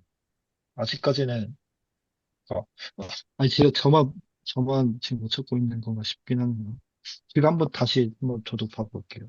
뭔가 어디가 모순인지 아직 잘 모르겠어가지고. 그 for 저도 any 잘 n 막 모르겠습니다. 그런 게 중요한 거지 않을까요? 아니면 어떤 거예요? 그 조건에 보면 극한 정의에 보면 for any n이라는 게 있잖아요. 네네. 모든 자 n에 대해서 아니면 뭐 캐피탈 n 엡실론인지 뭐 좀 헷갈리긴 한데 예외가 있으면 안 된다라는 뜻인데 뭐 예외가 있는 그런 거지 않을까요? 그렇지. 그, 드는 생각이 잠시만요. 그럼 얘를 이렇게 잡으면 안 될 것 같거든요. 그게, 어, 같은 엡실론을 쓰면 안 될 것 같은 생각이 좀 드는데, 근데 이거는 상관없지 않나요? 어차피 n보다 큰 거에서는 다 입실론보다 작은 거를 보장을 해주잖아요. 수렴을 하게 되면은. 그래서 이 부분은 크게 문제가 없어 보이는데, 아니면은 이게 이건가요? 이거랑 요거랑 같아야 되는데, 요 같은 거 사이에 뭔가 입실론이 아무튼 값이, 그러니까 0보다 큰 입실론이 아무튼 껴있는 거잖아요. 그게 말이 안 돼서 모순인 걸까요? 그러니까 이 두 개가 같아야 되는데, 지금 요 수식상에서는 이 같은 것 사이에 뭔가 공간이 떠 있다라고 주등식이 그렇게 보여가지고 이런 것 때문에 모순인가 싶기는 한데 맞을까요? 어, 요 같은 거는 지금 그 삼각분식 등호 조건을 만족할 때만 아, 같거든요. 그 그런 건가요? 삼각분식 등호 조건이 A랑 B가 0보다 클 때에만 만족을 하는데, 음, 그러면 어디가 모순인지 모르겠네요. 진짜 죄송한데 제가 못 따라가고 있는 것 같거든요. 그러니까 뭐지? 그러니까 그 궁금한 게 이 그 오른쪽에서 뭔가 증명이 된 상황이 아닌가요? 그 왼쪽에서 1, 2, 3 한 거 말고 아까 태한 선생님 증명하셨을 때 결국에 이제 그 엡실론을 잡고 모든 임의의 엡실론에서 성립을 해야 되기 때문에 저 1번에서 그 0에서 2 사이 엡실론 잡은 것도 저게 이제 안 되는 케이스다라고 보여주기 위해서 잡으신 거잖아요.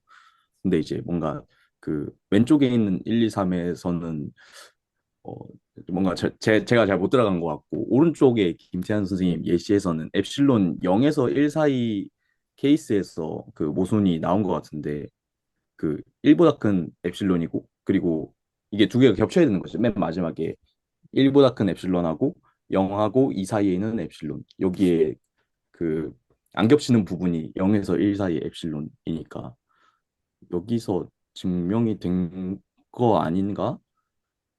약간 그 뭔가 그 지금 논의되고 있는 거 혹시 정리해 주실 수 있는가 해서 네, 따라가고 싶어서. 네. 네, 요 부분은 제가 이해한 바로는 엡실론이 0보다는 크고 2보다는 작기만 하면 돼가지고 여기서 나온 결론인 엡실론이 1보다 크다라는 결론이 그 컨트러딕션이 발생하지 않아서 약간 스톱한 걸로 알고 있거든요.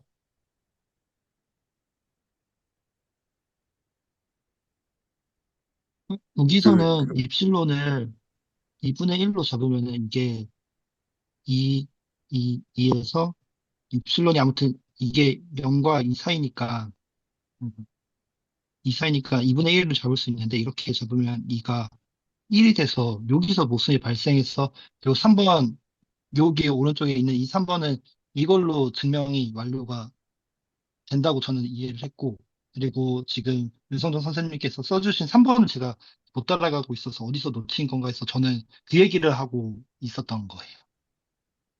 근데 저는 그냥 이게 다 된 거 아닌가 드는 생각인데 이게 지금 2고 이게 지금 엡실론이잖아요. 그러니까 2 플러스 엡실론이 되는 건데 여기에서 우리는 엡실론을 0에서 2로 잡겠다고 했잖아요. 근데 여기는 지금 엡실론이 2 플러스 잠깐만. 결국에는 둘 다 그 1, 2번은 공유하는 거고 지금 논의되는 상황에서 그럼 3번에서 맨 마지막 결론에서 그 0에서 2 사이 엡실론에 대해 모두 돼야 되는 예. 모두 되지 그렇지 않은 케이스가 있음으로써 이제 보이는 상황 같은데 맨 그 왼쪽 3번은 맨 마지막 결론이 그 엡실론이 0에서 2 사이에서 모두 그 성립하는 것처럼 보여서 다른 방법을 찾아야 되지 않나? 라는 생각. 네, 다른 방법이 말씀해주신 오른쪽 부분은 네, 그렇게 정리가 된 것 같고, 지금 제가 쓴 부분이 조금 약간 좀 껄끄러운 부분들이 좀 있는데, 그거를 좀 더 생각을 해봐야 될 것 같네요. 그 왼쪽에 적어주신 게 강의 노트에 있던 풀이인 네네, 거죠? 맞습니다. 그리고 거기서 그 강의 내용에서 등호를 그 고려해가지고 등호에 대한 얘기가 빠져 있어가지고 등호를 넣어서 완성을 시키라고 하셨었거든요. 근데 그게 지금 저희가 얘기하고 있는 부분이랑 좀 맞닿아 있는 부분이 아닐까 그런 생각이 조금 듭니다.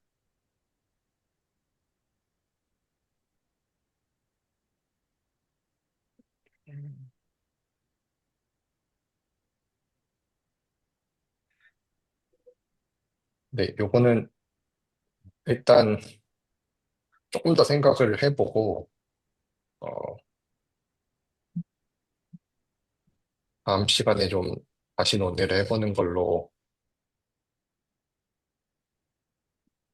해야 될 것 같습니다. 혹시 뭐 발견하신 게 있으시거나 아니면은 추가로 코멘트 하실 게 있으신 분 계실까요?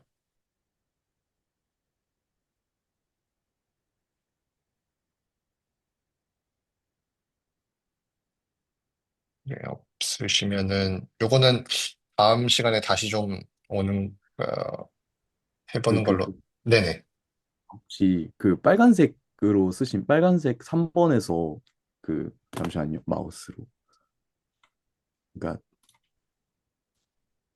요 부분하고, 어이구, 어떻게 되는 거지? 펜이. 네, 그 빨간색 bn 플러스 1 절대값 한 다음에 플러스 저 제일 긴 부분하고 그 이후에 엡실론 이어지는 부분이 밑에서는 그 부등호가 반대로 된 것 같아 가지고 맞나요? 제가 보고 있는 게 파란색 글씨에서는 네네. 부등호가 아, 그게 반대. 어떻게 된 거였냐면요. 저희가 지금 그 이 부분이 정의에 의해서 엡실론보다 작거나 그러니까 작게 되고, 그 다음에 이 부분은 절대값이니까 사실 2거든요. 그러다 보니까 네. 그냥 저희가 생각하기에 그냥 엡실론 플러스 어떤 양수라고 생각을 하면은 아니면 2라고 생각을 해도 되고요. 그렇게 되면은 요 모든 거를 만족시키는 부등식이 아래와 같이 쓸 수 있게 된다 해서 정리한 부등식이었습니다. 감사합니다.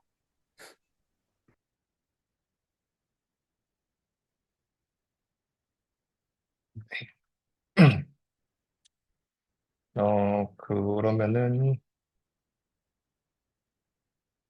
저희 다음 거는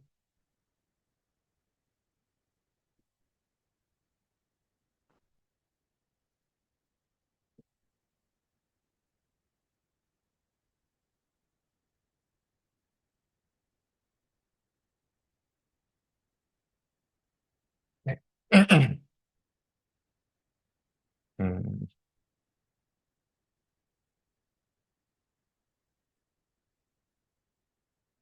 네.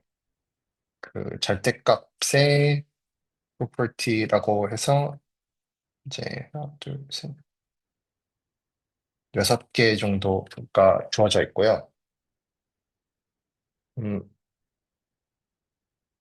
일단 첫 번째 거를 좀 먼저 보면은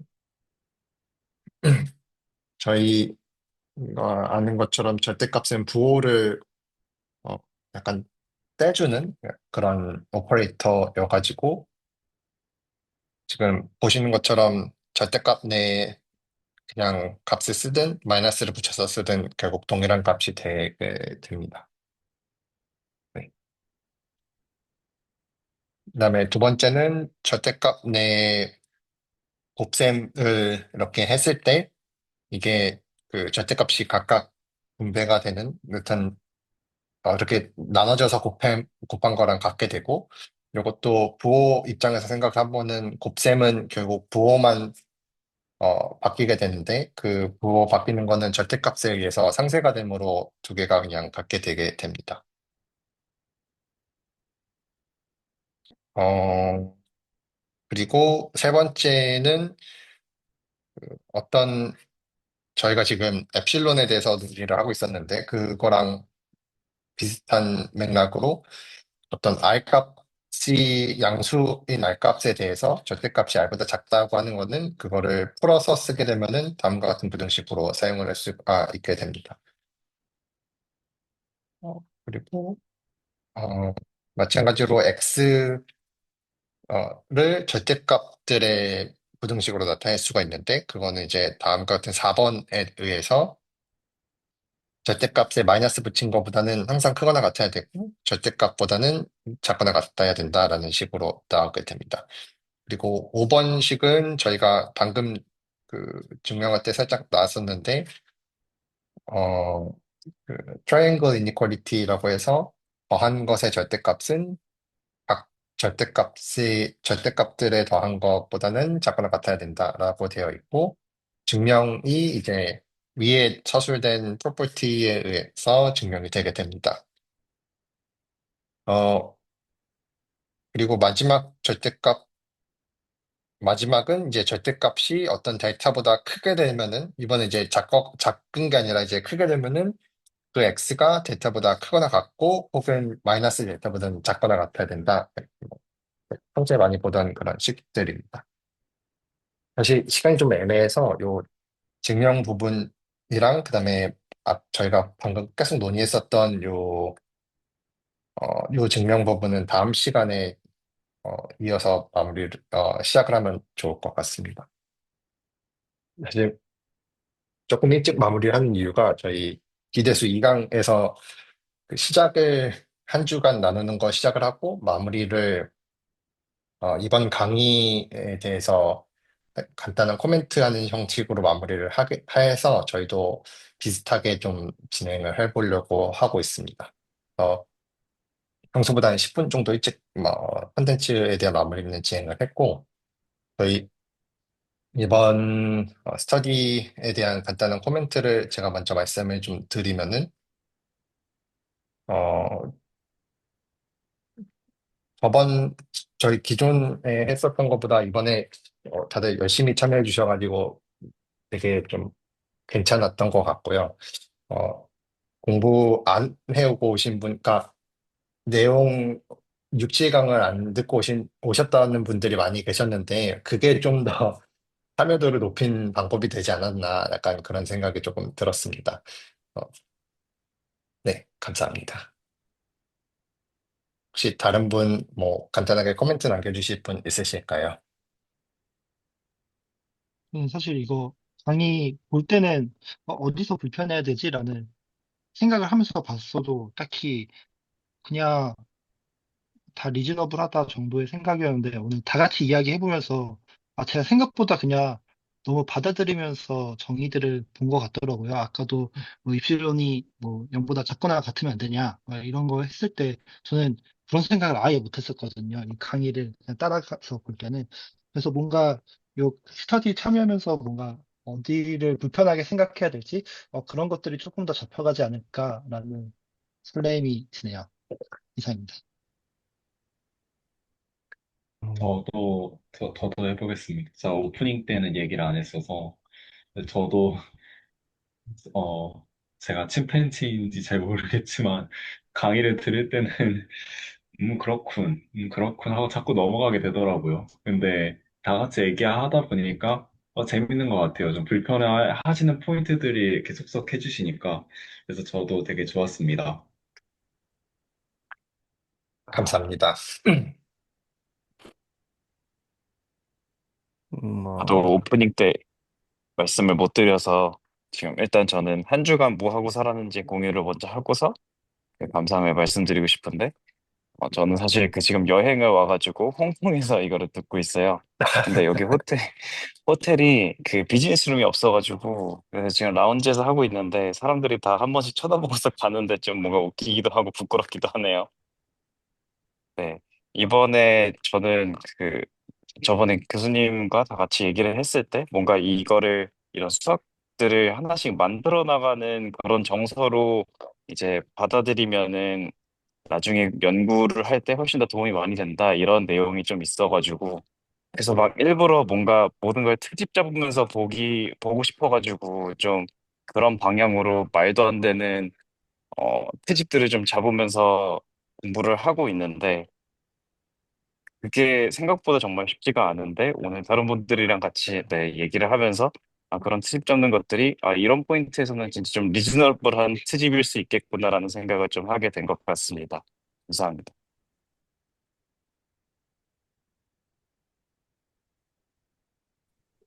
저는 여전히 그 뭐 정의 같은 거 이렇게 읽는 거 재밌는데 증명에서는 딱 그 부분에 막히는 것 같아요. 그딱 증명 거기에 이제 들어서면 막 고구마 몇 개 먹은 것처럼 체한기 부져가지고 거기서 포기를 많이 하는 것 같아요. 근데 하여튼 이 부분을 넘어야 되는 건지, 그러니까 집중력을 발휘해서 넘어야 되는 건지 아니면 계속 이렇게 반복을 해야 되는 건지. 근데 집중력을 너무 발휘하면 제가 포기할 것 같다는 느낌이 좀 들기도 하고, 하여튼 그 부분이 저는 가장 어려운 부분입니다. 네.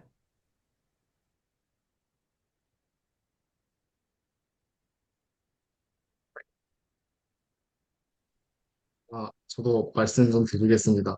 저도 이제 이번에 막 처음 시작해가지고 어떻게 해야 될지 전혀 모르겠었는데, 사실 처음에 그 엑서사이즈 이해할 때 bn 마이너 b 1 마이너스 마이너스 1 n 제곱 할 때 그냥 누가 봐도 0에서 1을 왔다 갔다 하는 것 같은데, 그냥 이거를 증명 쉽게 되지 않나? 왜 이렇게 하는 거지? 생각했는데 막상 제가 적어보려니까 잘 안 되더라고요. 그래서 제가 앞으로 애써야 되는 부분이 이런 증명 과정인가 싶고, 네, 앞으로 좀 대화 많이 나누면서 이런 부분 더 나아질 수 있을 거라고 생각합니다. 네, 감사합니다. 어, 저도 한번 해보면은 잘 들리시나요? 네, 잘 들립니다. 네, 저도 한번 해보면은 오늘 했던 이야기들 이렇게 나누면서 이야기 또 들어보면서 이제 학교 때 해석학을 들었었는데요. 그때 이제 PTSD가 다시 오고 있고요. 그리고 이게 성격이 이렇게 살면은 꼬장꼬장해지지 않을까라는 생각도 들고요. 그래서 참 이게 물론 이제 저희가 좋은 뜻으로 참여를 하고 있지만 정말 이게 참 쉽지 않은 과정이구나 또 다시 한번 생각이 나는 것 같습니다. 네. 감사합니다.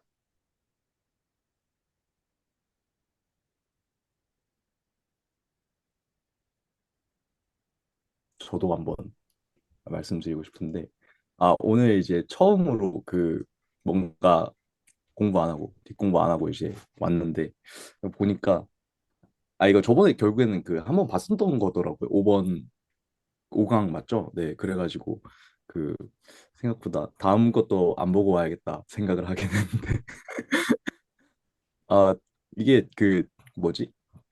서로 온갖 대화가 잘 일어나가지고, 토폴로지컬 스페이스, 뭐, 저는 이제 딱 저거 보고 이제 말할 수 없다. 저거 내가 아직 안 봤으니까 이제 말할 수 없는 거구나 했는데 이제 뭔가 좀 더 많이 불편하셨던 분들은 그 문제 제기를 해주셔가지고 그래도 위키 좀 읽어보기라도 하고 물론 아직 저 뭐 measures, algebraic structures 막 이런 거 모르지만 뭐 이거는 나중에 채워가면 되는 거고 모르는 부분을 뭔가 좀 이제 그릇에 담아놨다 그런 생각이 드는 것 같아요. 불편함을 이렇게 공유하면서 하니까 그래서 뭔가 기대되는 것도 있고 그리고 모르고 그러니까 막 그렇게 안 하고 오니까 아 아직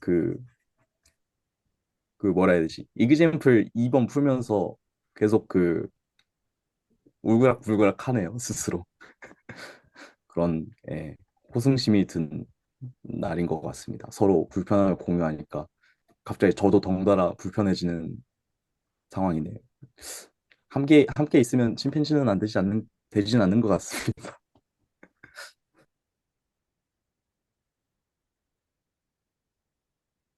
감사합니다.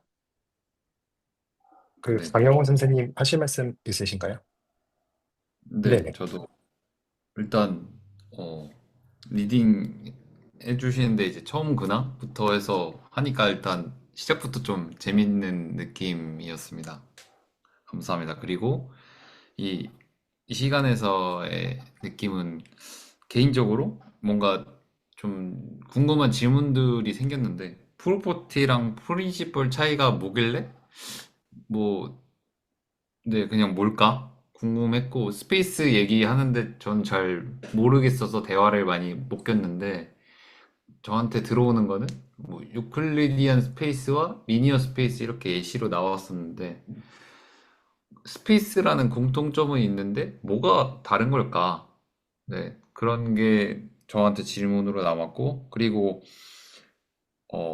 그 왜 수렴하지 않지? 0, 0, 2, 0이 왜 수렴하지 않지? 그냥 네, 빨리 알고 싶습니다. 네, 네, 여기까지입니다.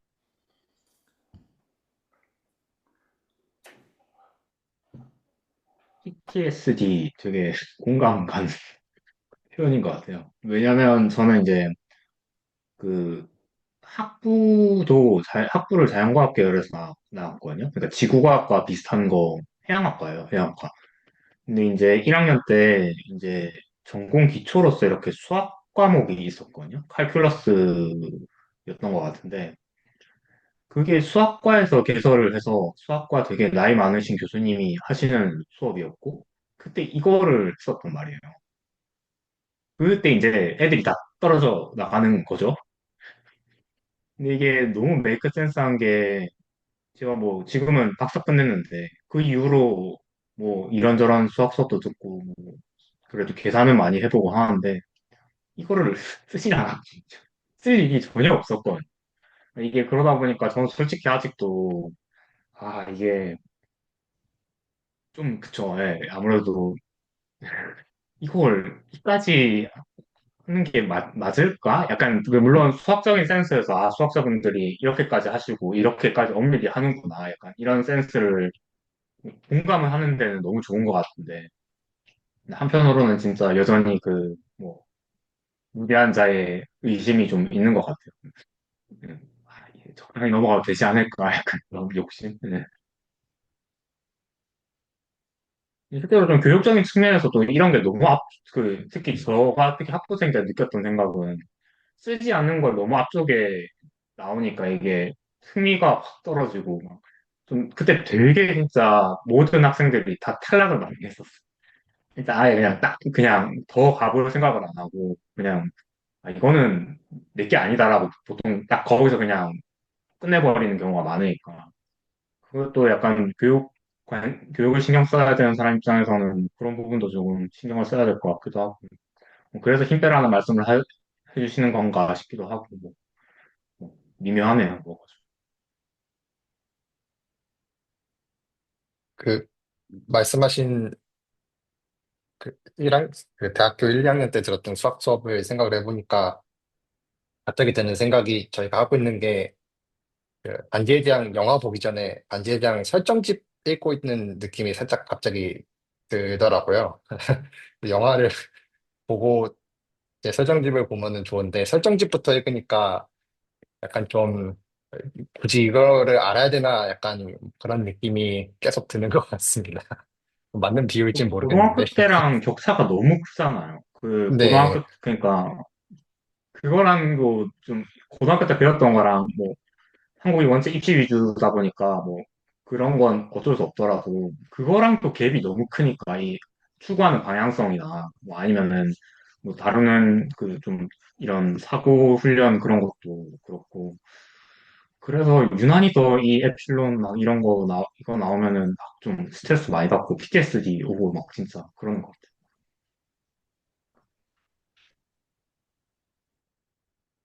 같아요. 그래서 오늘처럼 좀 편안한 마음으로 오시면은 그냥 오셔서 딴지 많이 걸어주시고 서로 대화하면서 이런 부분들 좀 푸는 형태로 힘 빼고 가는 게 장기적으로 지속 가능하지 않을까 싶습니다. 오늘 저는 상당히 어 괜찮 그 이전 했던 스터디보다 잘 진행이 됐다고 느꼈었거든요. 그래서 엄청 감사하게 생각하고 있습니다.